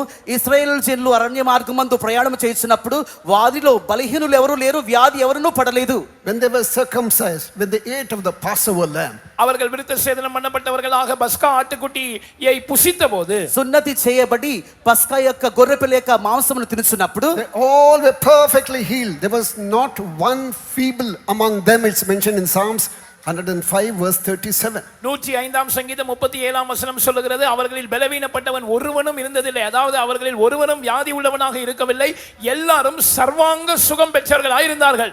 కీర్తనలు 105:34లో చదువుచున్నాము, వారందరూ స్వస్థపరచబడి ఉన్నారు, వారిలో బలహీనులు ఎవరు లేరు, నిస్సత్తువ గల వారు ఎవరునూ లేరు. Praise be to God. தேவனுக்கு ஸ்தோத்திரம். దేవునికి స్తోత్రము. When they ate of the Passover, they were perfectly healed. பஸ்கா ஆட்டுக்குட்டியை அவர்கள் புசித்த போது அவர்கள் பூரண சுகம் பெற்றார்கள். పస్కా గొర్రె పిల్లను వారు తినిన తరువాత సంపూర్ణ స్వస్థతను పొంది ఉన్నారు. Chapter 13, 14, no sickness at all. யாத்திராகமம் 13, 14ஆம் அதிகாரங்களில் எல்லாம் 13, no sickness. 13ஆம் அதிகாரத்தில் நாம் பார்க்கும்போது வியாதி இல்லை. నిర్గమాకాండము 13వ అధ్యాయంలో చూసినట్లయితే ఎటువంటి వ్యాధి అక్కడ లేదు. But when we come to chapter 17, ஆனால் யாத்திராகமம் 17ஆம் அதிகாரத்துக்கு நாம் வரும்போது నిర్గమాకాండము 17వ అధ్యాయానికి వచ్చినప్పుడు Amalek destroyed those who were weak and feeble, it is mentioned. அமலேக்கியர் அவர்களில் வியாதியாய் பலவீனமாய் இருந்தவர்களை வெட்டினார்கள் என்று நாம் படிக்கிறோம். వారిలో బలహీనపడిన వారిని, వ్యాధిగ్రస్తులుగా ఉన్న వారిని అమాలేకులు వచ్చి జయించి ఉన్నారని చదువుచున్నాము. What do we read in Deuteronomy 25 verse 18? உபாகமம் 25:18 நாம் என்ன வாசிக்கிறோம்? ద్వితీయోపదేశకాండము 25:17 ఏం చదువుతున్నాము? నీవు ప్రయాసపడి అలసి ఉన్నప్పుడు నీ వారిలో నీ వెనుకనున్న బలహీనులందరినీ హతము చేసెను. நீ இளைத்து விடாய்த்திருக்கையில் பின்வருகிற உன் பாளையத்தில் உள்ள பலவீனரை எல்லாம் வெட்டினான் என்பதை நினைத்திரு. In 105 verse 37 it is mentioned there was not one feeble among them. 105ஆம் சங்கீதம் 37ஆம் வசனத்தில் அவர்களில் பலவீனப்பட்டவன் ஒருவனும் இருந்ததில்லை என்று குறிப்பிடப்பட்டிருக்கிறது. 5వ కీర్తన 37వ వాక్యంలో వారిలో బలహీనపడిన వారు, నిస్సత్వ చేత త్రుటిలబడిన వారు ఎవరు లేరని చదువుతున్నాము. In Deuteronomy 25 verse 18 it is mentioned Amalek destroyed all those who were feeble and faint. 25:18 உபாகமத்திலே நாம் வாசிக்கிறோம், பலவீனரை எல்லாம் அமலேக்கு வெட்டினான். ద్వితీయోపదేశకాండము 25:18లో చదువుతున్నప్పుడు ప్రయాసపడి అలసి ఉన్న బలహీనులందరిని వారు వచ్చి హతము చేసి ఉన్నారు. Does the word of God contradict? அப்படியானால் கர்த்தருடைய வசனம் ஒன்றுக்கொன்று முரண்பாடா இருக்கிறதா? అయితే దేవుని యొక్క వాక్యం ఒకదానికి మరొకటి వ్యతిరేకముగా ఉన్నదా? Between chapter 13 and 17 something has happened. அதாவது யாத்திராகமம் 13ஆம் அதிகாரத்துக்கும் 17ஆம் அதிகாரத்துக்கும் இடையே ஏதோ ஒன்று சம்பவித்திருக்கிறது. అనగా నిర్గమాకాండము 13వ అధ్యాయం నుండి 17వ అధ్యాయం మధ్యలో ఏదో ఒకటి జరిగి ఉన్నది. 4 times they were murmured against God and twice they were disobedient to God. இதற்கு இடையில் 4 முறை அவர்கள் கர்த்தருக்கு விரோதமாய் முறுமுறுத்தார்கள், 2 முறை கீழ்ப்படியாமை காட்டினார்கள். దీనికి మధ్యలో 4 సార్లు వారు దేవునికి విరోధంగా సణిగి ఉన్నారు, 2 సార్లు అవిధేయతను చూపించి ఉన్నారు. We don't have time to read all verses. Kindly note down these verses and read for yourself later. எல்லா வசனங்களையும் வாசிக்க நேரம் இல்லை, நீங்கள் குறிப்பெடுத்துக் கொண்டு பிற்பாடு வாசித்துக் கொள்ளுங்கள். వాక్యాలని చదువుటకు సమయం లేదు, రాసుకునండి, ఇంటికి వెళ్ళి చదువుకునండి. When they were at the brink of Red Sea, chapter 14 verses 11 and 12, why did you bring us here? Because there were no burial grounds in Egypt. யாத்திராகமம் 14ஆம் அதிகாரம் 11, 12 ஆகிய வசனங்களில் நாம் பார்க்கும்போது, எகிப்தில் பிரேத கல்லறைகள் இல்லை என்றால் எங்களை இந்த சிவந்த சமுத்திரத்துக்கு எகிப்தை விட்டு வெளியே கொண்டு வந்தீர் என்று முதல் முறையாக அவர்கள் முறுமுறுக்கிறார்கள். మొట్టమొదటిగా నిర్గమాకాండము 14, 11, 12 వాక్యాలు చదువుతున్నాము. ఐగుప్తులలో సమాధులు లేవా, ఈ కరణంలో చనిపోటుకు మమ్మల్ని తీసుకొని వచ్చి ఉన్నావని ఎర్ర సముద్రమును పాయలు చేసే సమయమందు వారు సణిగి ఉన్నారు. Second 15:24. இரண்டாவதாக 15ஆம் அதிகாரம் 24ஆம் வசனத்தில், రెండవదిగా 15వ అధ్యాయం 24వ వాక్యాలు చదివినప్పుడు, They did not have water. When they had water, it was bitter. அவர்களுக்கு தண்ணீர் இல்லை, தண்ணீர் இருந்தது ஆனால் அது குடிக்க முடியாமல் கசப்பா இருந்தது. త్రాగుటకు నీరు లేదు, నీరు వచ్చినది అయితే త్రాగుటకు చేదుగా ఉన్నది. What should we drink? நாங்கள் என்னத்தை குடிப்போம்? మేమేమి త్రాగుదుము? Again in chapter 16 verses 2 and 3. மறுபடியும் 16ஆம் அதிகாரம் 2, 3 ஆகிய வசனங்களில், మరలా 16వ అధ్యాయం 2, 3 వాక్యాల్లో, What should we eat? நாங்கள் என்னத்தை புசிப்போம்? మేము ఏమి తిందుము? So they were only bothered about eating and drinking. எனவே புசிப்பு குடிப்பு ஆகியவற்றை பற்றி மட்டுமே அவர்கள் கவலைப்பட்டார்கள். అందుచేత తినుటకు త్రాగుటకు మాత్రమే వారు కలత చెందుచు ఉన్నారు. They didn't have that understanding that eating and drinking is not a kingdom of God. புசிப்பும் குடிப்பும் தேவனுடைய ராஜ்யம் அல்ல என்கிறதான ஒரு புரிதல் அவர்களுக்கு இல்லை. భోజనము పానము దేవుని యొక్క రాజ్యము కాదు అనేటువంటి ఒక గ్రహింపు, అర్థము చేసుకునే స్వభావము వారికి లేదు. Again, chapter 17, verses 2 and 3. திரும்பவுமாக 4ஆம் முறை முறுமுறுக்கிறார்கள் 17ஆம் அதிகாரம் 2, 3 ஆகிய வசனங்களில் 17వ అధ్యాయము 2-3 వాక్యాల్లో 4వసారిగా సణిగి ఉన్నారు. The Lord had to smite the rock and give them water. கர்த்தர் கன்மலையை பிளந்து அவர்களுக்கு தண்ணீர் கொடுக்க வேண்டியதாக இருந்தது. బండను చీల్చి దేవుడు వారికి త్రాగుటకు నీటినిచ్చినాడు. Spiritually, they became weak. Physically, they became weak. ஆவிக்குரிய பிரகாரமாகவும் சரீர பிரகாரமாகவும் அவர்கள் பலவீனப்பட்டு விட்டார்கள், பலட்சயப்பட்டு விட்டார்கள். ఆత్మానుసారముగా శరీరానుసారముగా బలహీనులై అలసట చెంది సొమ్మసిల్లి ఉన్నారు. In 16:20 and 16:27, யாத்திராகமம் 16:20 16:27 నిర్గమకాండము 17:20 16:20 16:27లో you finish that manna, don't leave it for the next day, he said. But some still were having it, and it was infested with worms. மன்னாவை அடுத்த நாள் காலை வரைக்கும் மீதியாய் வைக்கக்கூடாது, அதே நாளில் புசித்து விட வேண்டும் என்று கர்த்தர் அவர்களுக்கு கட்டளை கொடுத்திருந்தார். ஆனால் சிலரோ அதை மீதியாக வைத்தார்கள், அது புழுப்புடுத்ததாக நாம் படிக்கிறோம். మన్నాని అదే దినమున సమకూర్చుకొనవలెను, రెండవ దినమునకు ఉంచకూడదని దేవుడు వారికి ఆజ్ఞాపించి ఉన్నారు. అయితే వారిలో కొందరు వినకుండా ఉదయం వరకు దానిలో కొంచెం మిగుల్చుకొనక అది పురుగు పట్టి కంపు కొట్టెను. Again, in verse 27, he asked, on a Sabbath day, you will not get anything. 27ஆம் Don't go to pick up manna. 27ஆம் வசனத்தில் நாம் வாசிக்கும் போது 7ஆம் நாளில் உங்களுக்கு மன்னா கிடைக்காது, நீங்கள் அதை பொறுக்க வேண்டாம் என்று சொல்லப்பட்டிருந்தது. 27వ వాక్యంలో విశ్రాంతి దినమందు 7వ దినమందు దాన్ని కూర్చుకొనవద్దు, మీకేమీ దొరకదని చెప్పెను. Murmuring and disobeying the word of God, disobeying the servants of God, that will bring sickness, you must understand. இந்த ரெண்டு சந்தர்ப்பங்களிலும் அவர்கள் கீழ்ப்படியாமை காட்டினார்கள். எனவே முறுமுறுப்பும் கீழ்ப்படியாமையும், கர்த்தருடைய ஊழியர்களுக்கு கீழ்ப்படியாமை காண்பிப்பதும் இதில் அடங்கும். இது வியாதியை கொண்டு வரும் என்பதை நீங்கள் விளங்கிக் கொள்ள வேண்டும். ఈ విధముగా సనుకుడు అవిధేయత వ్యాధిని తీసుకొని వచ్చున్నది. సేవకులకు అవిధేయత చూపుట, దేవుని యొక్క వాక్యానికి లోబడకుండా ఉండుట, ఇది మీకు వ్యాధిని తీసుకొని వచ్చున్నది. The journey of the children of Israel is a wonderful example for a true child of God. இஸ்ரவேல் ஜனங்களுடைய Journeying toward the eternal Canaan. இஸ்ரவேல் ஜனங்களுடைய வனாந்தர பிரயாணமானது நித்திய கானானை நோக்கி பிரயாணம் பண்ணுகிறதான உண்மையான தேவனுடைய பிள்ளைக்கு ஒரு சிறந்த முன்மாதிரியாக இருக்கிறது. నిత్య కానానును చూచి పరలోకము వైపుగా వెళుచున్నటువంటి నిజమైనటువంటి దేవుని బిడ్డకు ఇశ్రాయేల్ యొక్క ప్రయాణం అనేది ఒక నిజమైన వాస్తవమైనటువంటి ఉదాహరణగా కనబడుచున్నది. Third, unbelief. மூன்றாவது சுகம் அடையாமல் இருப்பதற்கான காரணம் அவிசுவாசம். స్వస్థపరచబడకుండా ఉండుటకు మూడవ కారణం అవిశ్వాసము. In Matthew chapter 13 verse 58, what do we read? மத்தேயு சுவிசேஷம் 13:58 நாம் என்ன வாசிக்கிறோம்? మత్తయి సువార్త 13:58. If you have unbelief, God cannot heal us. உங்களுக்கு அவிசுவாசம் இருந்தால் தேவனால் நம்மை சுகமாக்க முடியாது. అవిశ్వాసం మీకు ఉన్నట్లయితే దేవుడు మిమ్మల్ని స్వస్థపరచలేడు. So many wonders and miracles were performed by Jesus. இயேசு எத்தனையோ அற்புத அடையாளங்களை செய்தார். అద్భుతములను సూచక్రియలను ఎన్నో సార్లు దేవుడు చేసి ఉన్నాడు. He has healed him, he has healed that person. Will he heal me also? இந்த நபரையும் அந்த நபரையும் அவர் சுகமாக்கி இருக்கிறார், என்னையும் சுகமாக்குவாரா? ఈ వ్యక్తిని ఆ వ్యక్తిని కూడా స్వస్థపరిచి ఉన్నాడు, నన్ను కూడా స్వస్థపరచునా? He is God of all flesh. He is the creator of us all. அவர் மாம்சமான யாவருக்கும் தேவனாகிய கர்த்தர், அவரே நம்ம எல்லாரையும் சிருஷ்டித்த கர்த்தர். సర్వ శరీరులకు దేవుడు అయిన దేవుడు ఆయనే ఉన్నాడు, ఆయనే మనందరిని సృష్టించినటువంటి సృష్టికర్త. Number 4. நான்காவது காரணம் தடை. నాలుగవ కారణము, There are many more reasons. I'm just mentioning 4 or 5 of them. சுகம் அடைவதற்கு அநேக தடைகள் இருந்தாலும் 4 தடைகளை மாத்திரம் நான் குறிப்பிடுகிறேன். நான்காவது காரணம், మిగిలినటువంటి కారణాలు ఎన్నో ఉన్నవి, అయితే 4-5 కారణాలు నేను చెప్తున్నాను. Unforgiving sin. பாவம் மன்னிக்கப்படாமல் இருப்பது. క్షమించ నేరన్నటువంటి ఒక పాపము. You are not able to forgive others. நீங்கள் மற்றவர்களை மன்னிக்க முடியாமல் இருக்கிறீர்கள். ఇతరులను మీరు క్షమించలేకపోతున్నారు. In James chapter 5 verses 15 and 16, what do we read? யாக்கோபு 5ஆம் அதிகாரம் 15-16 நாம் என்ன வாசிக்கிறோம்? యాకోబు 5వ అధ్యాయము 15-16లో ఏం చదువుతున్నాము? If a person has committed sin, let him confess. ஒருவன் பாவம் செய்தவனானால் அவன் அதை அறிக்கையிட, It will be forgiven. அவன் அதை அறிக்கையிட கடவன், அது அவனுக்கு மன்னிக்கப்படும். అతడు పాపము చేసిన వాడైతే దాన్ని అతడు ఒప్పుకోలు చేయాలి, పాప క్షమాపణ నొందును. But in verse 16 it is mentioned, confess your faults one to another. ஆனால் 16ஆம் வசனம் சொல்லுகிறது, உங்கள் குற்றங்களை ஒருவருக்கொருவர் அறிக்கையிடுங்கள். 16వ వాక్యంలో మీ పాపములను ఒకరితోనొకడు ఒప్పుకోలు చేయమని చెప్తున్నారు. Don't wait for your adversary to come to you. சத்துரு உங்களிடத்தில் வந்து மன்னிப்பு கேட்டு ஒப்புரவாக வரைக்கும் நீங்கள் காத்திருக்க வேண்டாம். శత్రువు నీ ఎదుటకు వచ్చి నీతో సమాధాన పడాలి అని నువ్వు కనిపెట్టుకొనవద్దు. You go first and ask for pardon. நீங்கள் முதலாளாக போய் சம்பந்தப்பட்டவர்களிடம் மன்னிப்பு கேளுங்கள். మొట్టమొదట నువ్వు వెళ్ళు, ఆ వ్యక్తిని క్షమాపణ అడుగు. Sometimes he would have committed 8 mistakes and you would have committed only 2 mistakes. சில நேரங்களில் நீங்கள் 8 தவறுகளை செய்திருப்பீர்கள், அந்த எதிர்த்தரப்பினர் 2 தவறுகளை தான் செய்திருப்பார்கள். కొన్ని సమయంలో మీరు 8 తప్పులన్నవి వాటిలో 2 తప్పులు చేసి ఉండవచ్చు. You go and ask for pardon. It will not hurt you. You will be on the right side. God will justify you.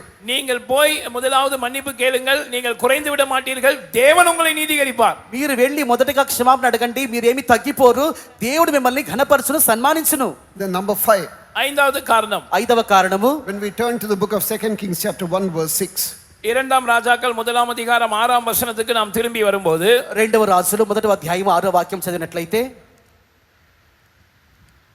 వారు ఒక మనుషుడు మాకు ఎదురుపడి మిమ్మల్ని పంపిన రాజు యొద్దకు తిరిగిపోయి అతనికి ఈ సంగతి తెలియచేయుడి.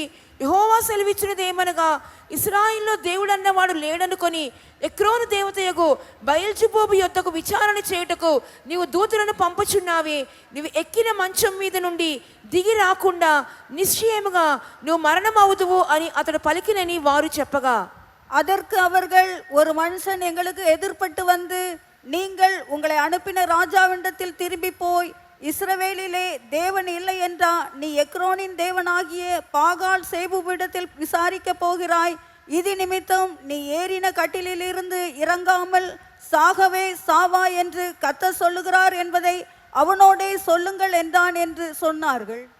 And they said unto him, There came a man up to meet us, and said unto us, Go, turn again unto the king that sent you, and say unto him, Thus saith the Lord, Is it not because there is not a God in Israel that thou sentest to inquire of Baal-zebub, the god of Ekron?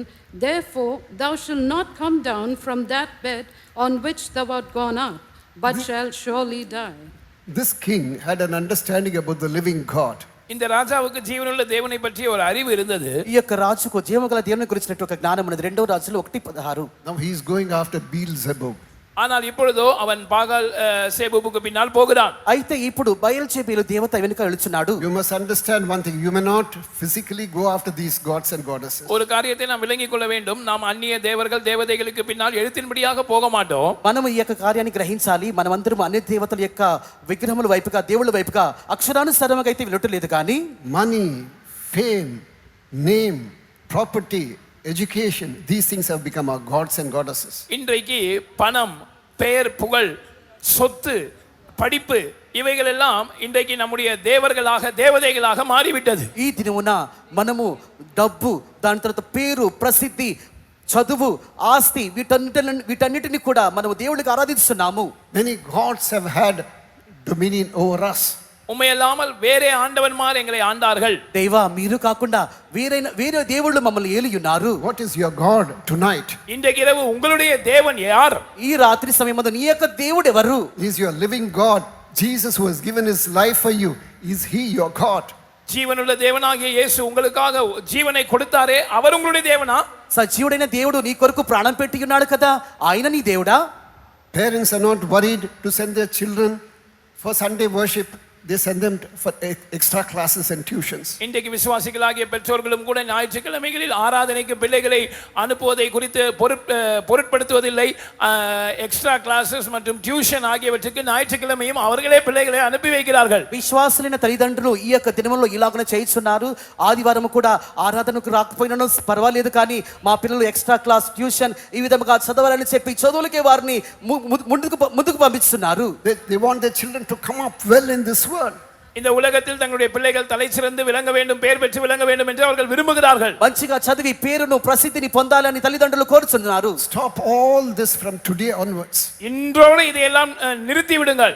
ఈ దినము మొదలుకొని ఈ కార్యాలన్నిటిని మీరు విడిచిపెట్టండి. Seek ye first the kingdom of God and its righteousness, and all these things will follow you, it is mentioned. முதலாவது தேவனுடைய ராஜ்யத்தையும் அவருடைய நீதியையும் தேடுங்கள், அப்பொழுது இவைகள் எல்லாம் உங்களுக்கு கூட கொடுக்கப்படும் என்று எழுதப்பட்டிருக்கிறது. మొదటిగా దేవుని యొక్క రాజ్యాన్ని, ఆయన యొక్క నీతిని వెతుకుడి అప్పుడు ఇవన్నీ మీకు జరుగునని చెప్పుచున్నాడు. You love the Lord your God with all your heart, with all your soul. Nothing will happen to your children. They will not bow down before others. உன் தேவனாகிய கர்த்தரிடத்தில் நீ முழு இருதயத்தோடு முழு ஆத்மாவோடும் அன்பு கூர்ந்தால் உங்கள் பிள்ளைகளுக்கு எந்த தீமையும் சம்பவிக்காது. நீங்கள் எந்த அந்நிய தேவனிடமிருந்தும் போய் மண்டியிட தேவையில்லை. உங்கள் பிள்ளைகளும் அப்படி மண்டியிட மாட்டார்கள். నీ యొక్క దేవుడును పూర్ణ హృదయముతో, పూర్ణ ఆత్మతో, పూర్ణ వివేకముతో, బుద్ధితో ప్రేమించము. అప్పుడు నీ యొక్క దేవుడు నిన్ను, నీ యొక్క పిల్లలను క్షేమంగా కాపాడును. దాని నిమిత్తం నువ్వు ఇతరుల యొద్దకును, అన్య దేవతల యొద్దకును వెళ్ళవద్దు. నీ యొక్క పిల్లలను కూడా పంపించవద్దు. You heard the testimony of that beloved sister. அந்த அருமையான சகோதரியுடைய சாட்சியை கேட்டோமே. ప్రియమైన సహోదరి యొక్క సాక్ష్యాన్ని వినున్నాము కదా. Her parents brought her up in God-fearing way. She was nurtured in this doctrine. தேவ பக்தி உள்ள விதத்தில் பெற்றோர்களால் அவர்கள் வளர்க்கப்பட்டார்கள். இந்த உபதேசத்தில் பெற்றோர்கள் அவர்களை போஷித்து வளர்த்தார்கள். దేవుని యొక్క భక్తి కలిగినటువంటి కుటుంబములోను, ఉపదేశములోను తల్లిదండ్రులు ఆమెను పెంచి ఉన్నారు. It doesn't matter whether you are a servant of God or a believer. Bring up your children in godly fear. நீங்கள் ஊழியர்களாக இருந்தால் மாத்திரம்தான் தேவ பக்தி உள்ளவர்களாக இருக்க வேண்டும் என்பதல்ல. விசுவாசிகளாகிய பெற்றோர்களும் கூட நீங்கள் உங்களுடைய பிள்ளைகளை தேவ பயத்தில் வளர்க்க வேண்டும். దేవుని యొక్క సేవకులకే దేవుని యొక్క భక్తి ఉండాలని అనుకోవద్దు. తల్లిదండ్రులైనటువంటి విశ్వాసులారా, మీరందరూ దేవుని యొక్క భక్తిలో మీ యొక్క పిల్లలను పెంచవలెను. Otherwise, God forbid, the thing which is mentioned in Psalm 16 verse 4 will come to pass. இல்லாவிட்டால் இப்படி நடக்க கூடாது. ஆனால் ஒரு எச்சரிப்பாக நான் உங்களுக்கு சொல்லுகிறேன். நாம் அப்படி தேவ பக்தியில் காணப்படாவிட்டால் 16ஆம் சங்கீதம் 4ஆம் வசனத்தில் சொல்லப்பட்டதான காரியம் நமக்கு நிறைவேறும். దేవుని యొక్క భక్తిలో లేకుండా ఉండినట్లయితే 16వ కీర్తన 4వ అధ్యాయంలో ఒక కార్యం రాయబడి ఉన్నది. అది జరుగును, అది అలాగున జరగకూడదని నేను మీకు చెప్పుచున్నాను. Kindly read that verse. வாசிப்போம். వాక్యాన్ని చదవండి. It will be better if you underline that verse also. நீங்கள் உங்கள் வேத புத்தகத்தில் அந்த வசனத்தை கோடிட்டு கொண்டால் நலமாயிருக்கும். కీర్తనలు 16:4 ఈ యొక్క వాక్యాన్ని మీ యొక్క బైబిల్లో రేఖాంకితము చేయండి. చేస్తే బాగుండును. యెహోవాను విడిచి వేరొకని అనుసరించు వారికి శ్రమలు విస్తరించును. వారు అర్పించు రక్తపాని అర్పణములు నేను అర్పింపను. వారి పేర్లు నా పెదవులనెత్తను. அந்நிய தேவனை நாடி பின்பற்றுகிறவர்களுக்கு வேதனைகள் பெருகும். Enough. Their sorrow shall be multiplied that hasten after another God. Their sorrows will multiply who hasten after other gods. அந்நிய தேவனை நாடி பின்பற்றுகிறவர்களுக்கு வேதனை பெருகும். அது துரிதமாக வருமாம். యెహోవాను విడిచి వేరొకరిని అనుసరించే వానికి శ్రమలు విస్తరించును. అది వెంటనే విస్తరించును. It will not linger, it will hasten. அது அப்படி தாமதமாகலாம் வராது, தீவிரமாய் வரும் என்று சொல்லப்பட்டிருக்கிறது. అది ఆ విధముగా ఏ విధము చేతనెన్నో కూడా లేట్ చేయబడదు, కానీ వెంటనే విస్తరించును. It is good we all are gathered here in the presence of God because before that holy God. தேவ சமூகத்தில் பரிசுத்தமான தேவனுக்கு முன்பாக நாம் கூடி இருக்கிறோமே, இது மிகவும் நல்லது.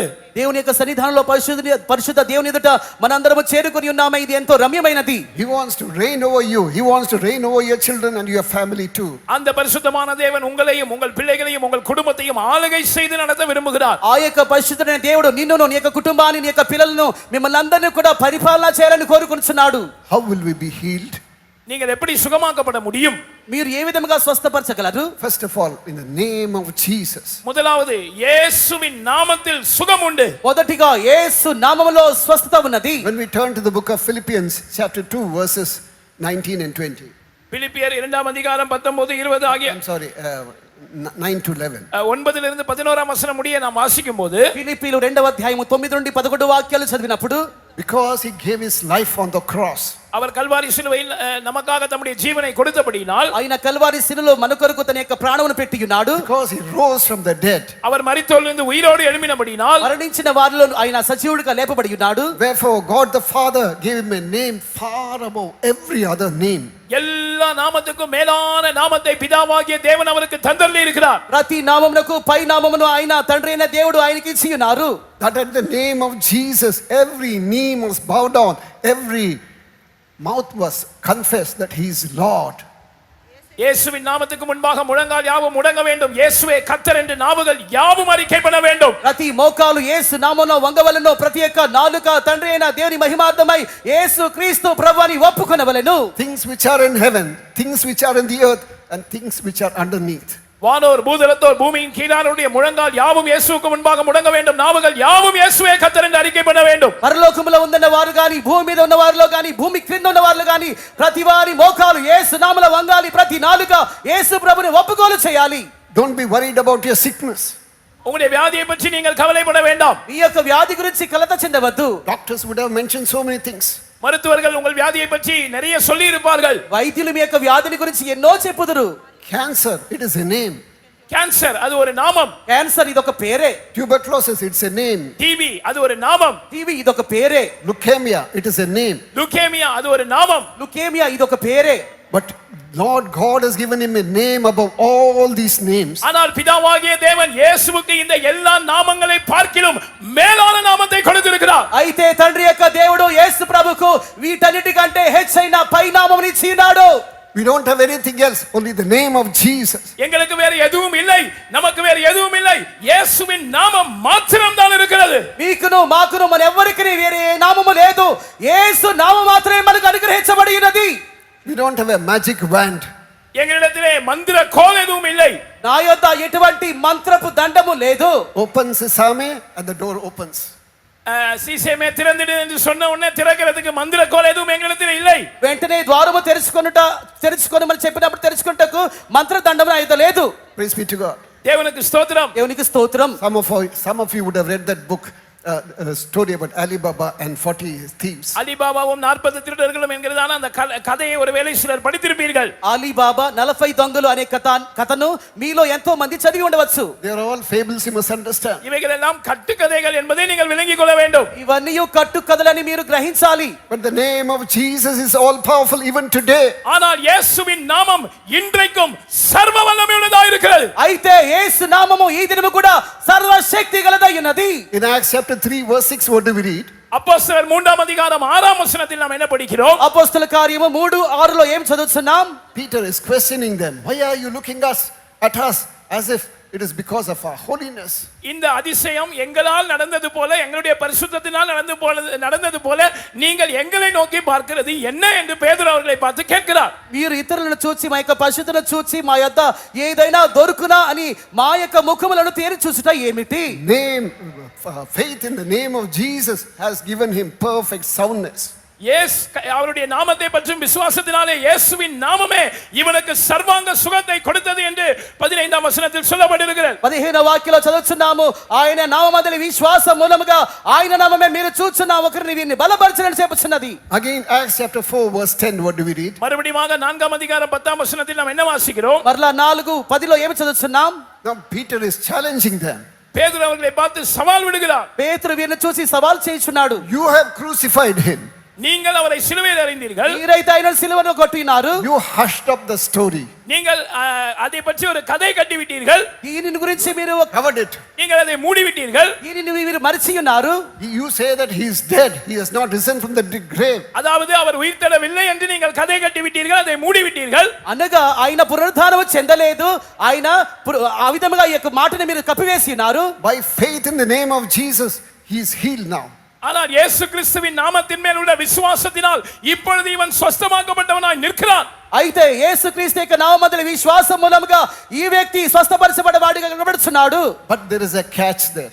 ஆனால் இங்கே ஒரு விஷயம் இருக்கிறது. అయితే ఇక్కడ కార్యం ఉన్నది. In 2 Timothy chapter 2 verse 19.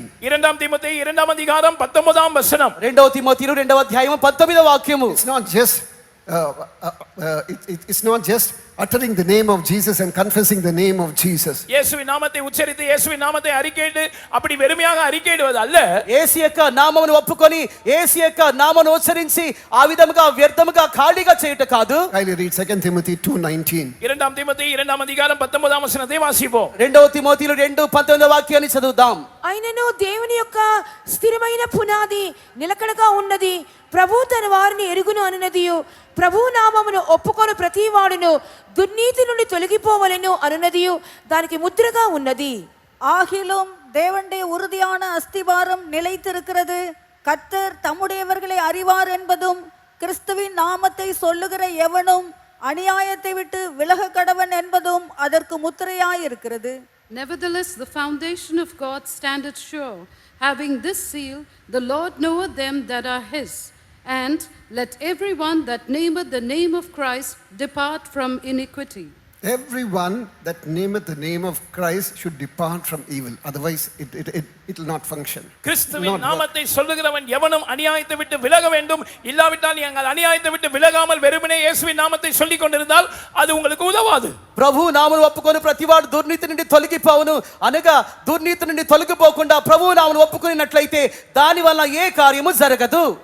Again, in chapter 19, verses 13 to 15, we see about a person called Sceva and then his 7 sons. அப்போஸ்தலர் 19ஆம் அதிகாரம் 13ஆம் வசனத்திலிருந்து 15ஆம் வசனம் முடிய ஒரு பிரதான ஆசாரியனை குறித்தும் அவனுடைய குமாரரை குறித்தும் 7 குமாரரை குறித்தும் நாம் படிக்கிறோம். అపోస్తల కార్యము 19వ అధ్యాయము 13 నుండి కింద వాక్యాలు చదివినట్లయితే ఒక యాజకుని గురించి అతని యొక్క 7 పుత్రులను గురించి మనం చదువుతున్నాము. Apostles were casting out devil. Okay, let me also use the name of Jesus. பிசாசு அப்போஸ்தலர்கள் பிசாசு துரத்துகிறதை கண்டபோது இவர்களும் நாங்களும் இயேசுவின் நாமத்தை பயன்படுத்துகிறோம் என்று துணிந்தார்கள். అపోస్తలులు సాతానును వెళ్ళగొట్టుట చూచి వీరు కూడా యేసు నామములో మేమును సాతానును వెళ్ళగొట్టుదామని ప్రయత్నం చేసి ఉన్నారు. We know what happened. I know Jesus, I know Paul. Who are you? என்ன நடந்தது உங்களில் என்பதை நீங்கள் சிலர் அறிந்திருப்பீர்கள். அந்த அசுத்த ஆவிகள் இயேசுவையும் அறிவேன் பவுலையும் அறிவேன் நீங்கள் யார் என்று சொன்னது. 15వ వాక్యంలో అందుకు ఆ దయ్యము నేను యేసుని గుర్తెరుగుదును పౌలును కూడా గుర్తెరుగుదును కానీ మీరు ఎవరని చెప్పి దయ్యము వారితో మాట్లాడుతున్నది. The name of Paul was known even in hellfire. The moment his name was uttered, not only the name of Jesus, even the name of Paul, they would tremble. அதாவது பவுலின் பெயர் பாதாள அக்கினியிலும் அறியப்பட்டிருந்தது. இயேசுவின் நாமத்தை பவுல் சொன்னபோது இயேசுவின் நாமத்துக்கு முன்பாக மாத்திரமல்ல அந்த பவுலை குறித்தும் பிசாசுகள் நடுங்கினது. పౌలు యొక్క పేరు అన్నది పాతాళపు అగ్నిని వణికించున్నది. యేసు యొక్క నామమును చెప్పిన వెంటనే యేసు యొక్క నామం మాత్రమే కాదు గాని పౌలు యొక్క నామమును ఉచ్చరించిన తర్వాత కూడా ఆ యొక్క సాతాను అక్కడ వణుకుచున్నది. Preserve your good conscience. Claim the name of Jesus. உங்களுடைய நல் மனசாட்சியை காத்துக்கொண்டு இயேசுவின் நாமத்தை நீங்கள் உரிமை பாராட்டுங்கள். మీరు మీ యొక్క నిర్మలమైన మనసాక్షిని కాపాడుకొనుచు యేసు నామం మీద హక్కును జతించండి. There was a lady called Lydia Baxter. Olivia Baxter என்றதான ஒரு Lydia Baxter. லிடியா பாக்ஸ்டர் என்றதான ஒரு பெண்மணி இருந்தார்கள். లీడియా బ్యాక్స్లెట్ అనేటువంటి ఒక అమ్మాయి ఉన్నది. She died in 1874. அவர்கள் 1874ஆம் ஆண்டு மரித்தவர்கள். 1874లో ఆమె చనిపోయి ఉన్నది. She has composed that song which is there in our hymn book also. Take the name of Jesus with you. இயேசுவின் நாமத்தை உங்களோடு எடுத்துக்கொள்ளுங்கள் என்று ஒரு ஆங்கில பாட்டை அவர்கள் இயற்றினார்கள். அது நம்முடைய ஆங்கில பாட்டு புத்தகத்திலும் இருக்கிறது. యేసు యొక్క నామాన్ని ఉచ్చరించండి అనే పాటను ఆమె ఎన్నుకొని ఉన్నది. అది మన యొక్క ఆంగ్ల పాట సంగీతపు సేవలో కూడా ఉన్నది. Often she was sick. அடிக்கடி அவர்கள் வியாதிப்படுவார்கள். పదే పదే ఆమె వ్యాధిగ్రస్తులుగా మారుచున్నది. You know what she would say? என்ன சொல்லுவார்கள் தெரியுமா? ఏమి చెప్పుచున్నదో తెలుసా? When Satan would drive me to, that is when he would like to make me blue and despondent.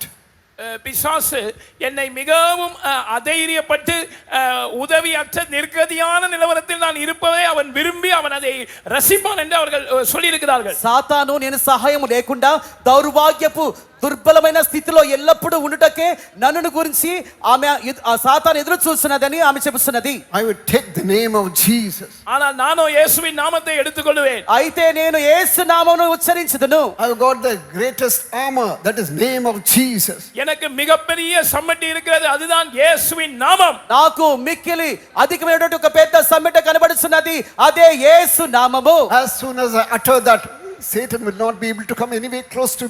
நான் அந்த நாமத்தை உச்சரிக்கும் போது சாத்தான் என் பக்கத்திலே கூட வர மாட்டான். ఆ యొక్క నామాన్ని ఉచ్చరిస్తున్నప్పుడు సాతాను ఆ యొక్క దరిదాపుల పక్కకు కూడా రానేరదు. Name of Jesus is all sufficient for us. இயேசுவின் நாமம் நமக்கு எல்லாவற்றுக்கும் போதுமானது. యేసు నామము సమస్తమునకు చాలినదిగా ఉన్నది. 4 years before her death, she composed this song.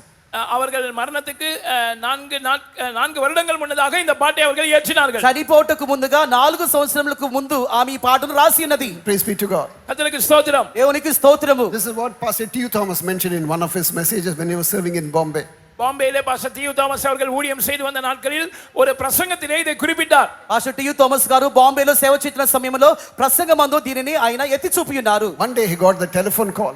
ஒரு நாள் அவருக்கு ஒரு தொலைபேசி அழைப்பு வந்தது. ఒక దినమున ఆయనకు ఫోన్ కాల్ వచ్చినది. A person was on the bridge, he wanted to commit suicide. ஒரு நபர் ஒரு பாலத்தின் மேல் நின்று கொண்டு தற்கொலை செய்ய போகிறார். ఒక బ్రిడ్జ్ మీద ఒక వ్యక్తి నిలబడి ఆత్మహత్య చేసుకుంటకు ప్రయత్నం చేస్తున్నాడు. Those days he was he was calling from the phone booth.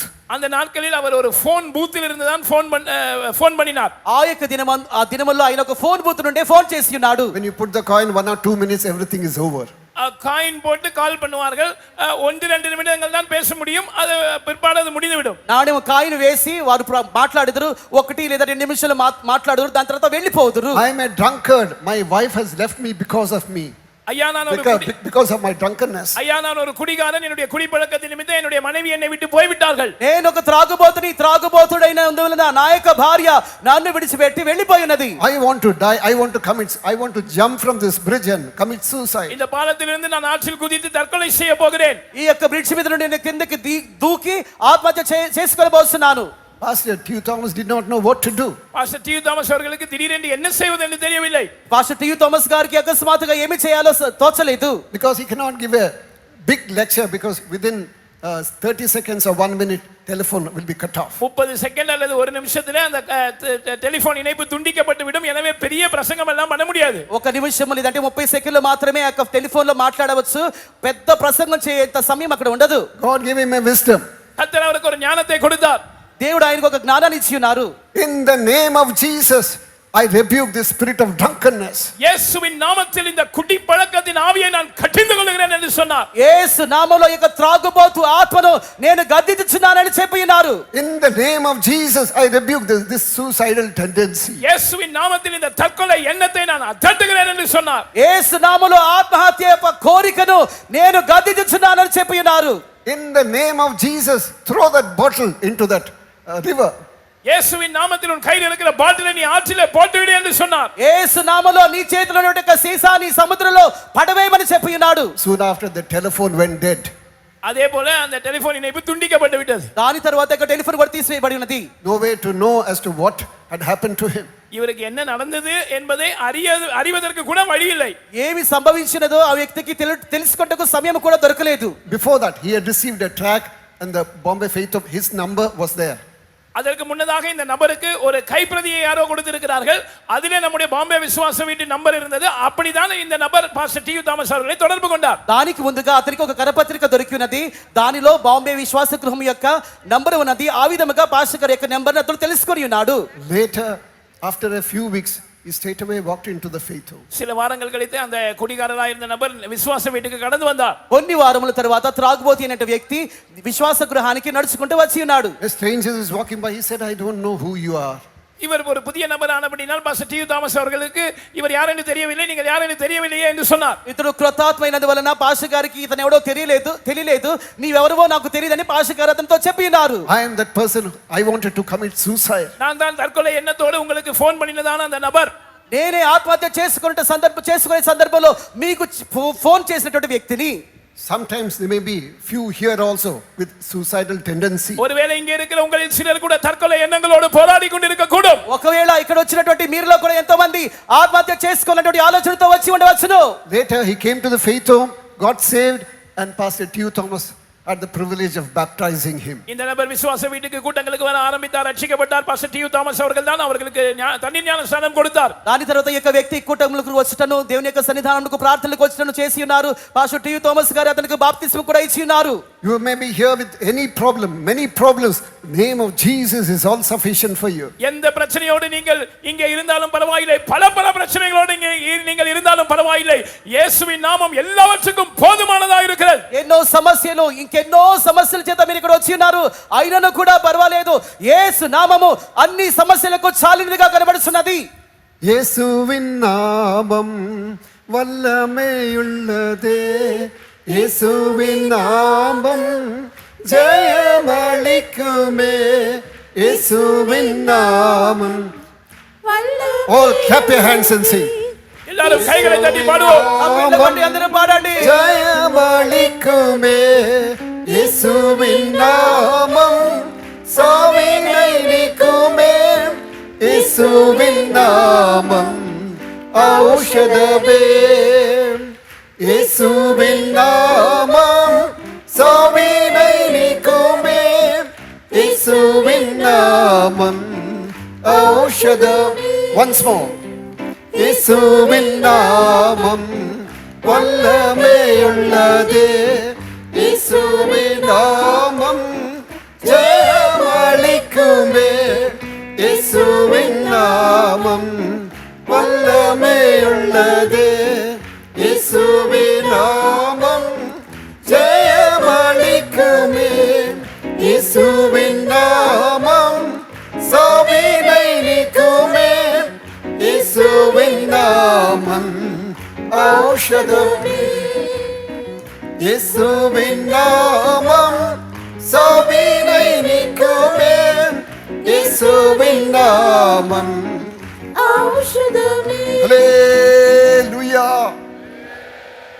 Shall we all close our eyes now? நம்ம எல்லாரும் நம்முடைய கண்களை மூடுவோம். మనందరం మనకు కళ్ళను మూసుకొనిదాము. God has given us the greatest weapon. கர்த்தர் நமக்கு மிகப்பெரிய ஆயுதத்தை கொடுத்திருக்கிறார். దేవుడు మనకు మిక్కిలి పెద్ద ఒక ఆయుధాన్ని ఇచ్చినారు. Along with that, by his stripes we are healed. அதோடு கூட அவருடைய தழும்புகளால் நாம் குணமாகிறோம். దానితో పాటు ఆయన యొక్క దెబ్బల చేత మనం స్వస్థపరచబడుచున్నాం. By his spirit we are healed. அவருடைய ஆவியினால் நாம் சுகமாக்கப்படுகிறோம். ఆయన ఆత్మ చేత మనం స్వస్థపరచబడుచున్నాం. If you are sick, get filled in the spirit, as our pastors often warn you, நம்முடைய advise you, பாஸ்டர்மார்கள் admonish you. அடிக்கடி நமக்கு புத்தி சொல்லி எச்சரிக்கிறது போல உங்களுக்கு சுகம் தேவைப்பட்டால் நீங்கள் ஆவியினால் நிரப்பப்படுங்கள். మన యొక్క పాస్టర్ గారు పదే పదే మనకి సలహా ఇచ్చి హెచ్చరిస్తున్న విధముగా మనందరము ఆత్మలో నింపబడి పోరాడి ప్రార్థించినట్లయితే స్వస్థత దొరుకును. Where there is spirit, there is liberty. கர்த்தருடைய ஆவி எங்கேயோ அங்கே விடுதலை உண்டு. దేవుని ఆత్మ ఎక్కడ ఉన్నది అక్కడ విడుదల ఉన్నది. Even today, we'll all get filled in the spirit. இன்றைக்கும் நாம் எல்லாரும் ஆவியினால் நிரப்பப்பட போகிறோம். ఈ యొక్క దినము కూడా మనందరం ఆత్మలో నింపబడుదుము గాక.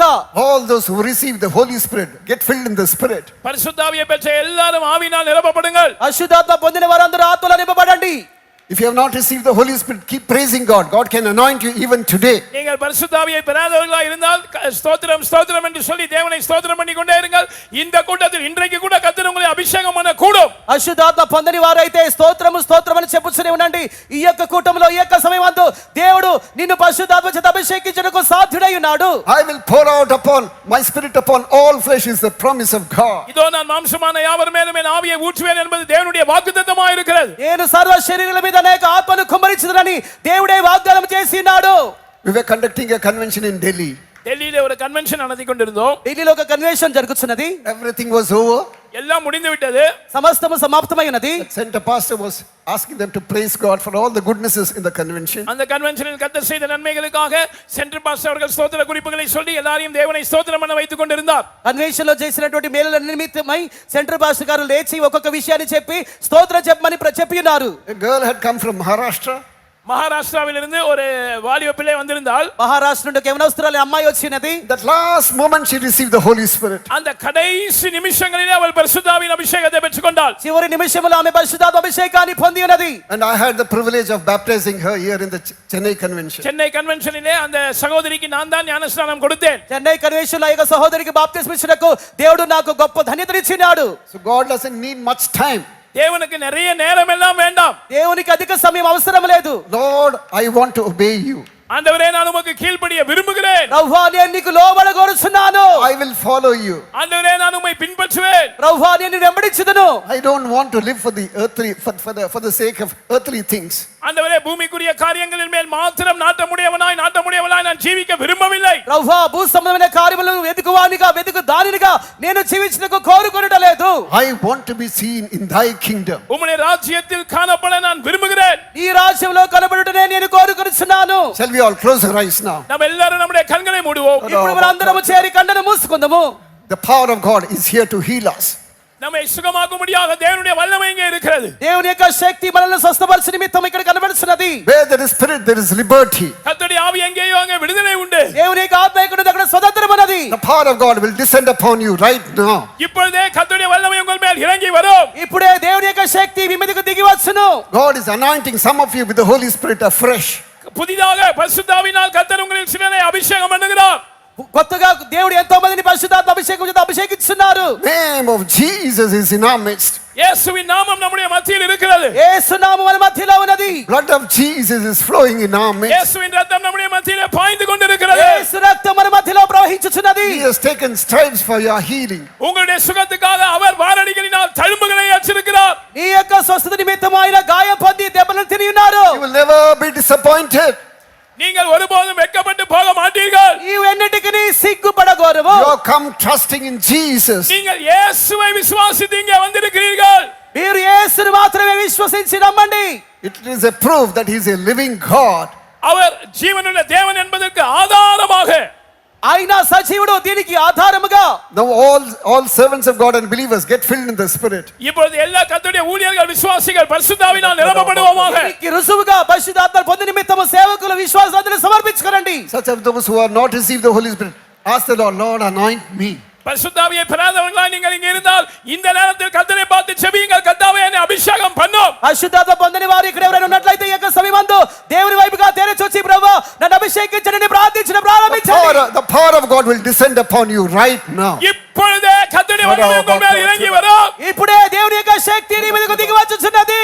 Sharabakatura, Sharabaka, Sharabakatura, Rabakashara, Sharabarakatirigaraka, Shirikarakatirigaraka, Sharaka, Shirikarabakaraka, Sharaka.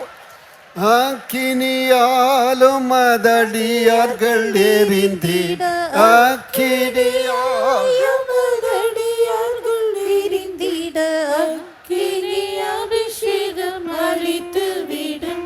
இப்போ அக்கினி அபிஷேகம் அளித்து விடும். அக்கினியால் மதடியார்கள் எரிந்திட அக்கினியாய் மதடியார்கள் எரிந்திட அக்கினி அபிஷேகம் அளித்து விடும். இப்போ அக்கினி அபிஷேகம் அளித்து விடும். அக்கினியாய் மதடியார்கள் எரிந்திட அக்கினியாய் மதடியார்கள் எரிந்திட அக்கினி அபிஷேகம் அளித்து விடும். இப்போ அக்கினி அபிஷேகம் அளித்து விடும். அக்கினியாய் மதடியார்கள் எரிந்திட அக்கினியாய் மதடியார்கள் எரிந்திட அக்கினி அபிஷேகம் அளித்து விடும். இப்போ அக்கினி அபிஷேகம் அளித்து விடும். எல்லாரும் கரங்களை தட்டி பாடுங்கள். All of you clap your hands and sing. అందరూ చప్పట్లను కొట్టుచు పాడండి. அக்கினியாய் மதடியார்கள் எரிந்திட அக்கினி அபிஷேகம் அளித்து விடும். இப்போ அக்கினி அபிஷேகம் அளித்து விடும். அக்கினியாய் மதடியார்கள் எரிந்திட அக்கினியாய் மதடியார்கள் எரிந்திட அக்கினி அபிஷேகம் அளித்து விடும். இப்போ அக்கினி அபிஷேகம் அளித்து விடும்.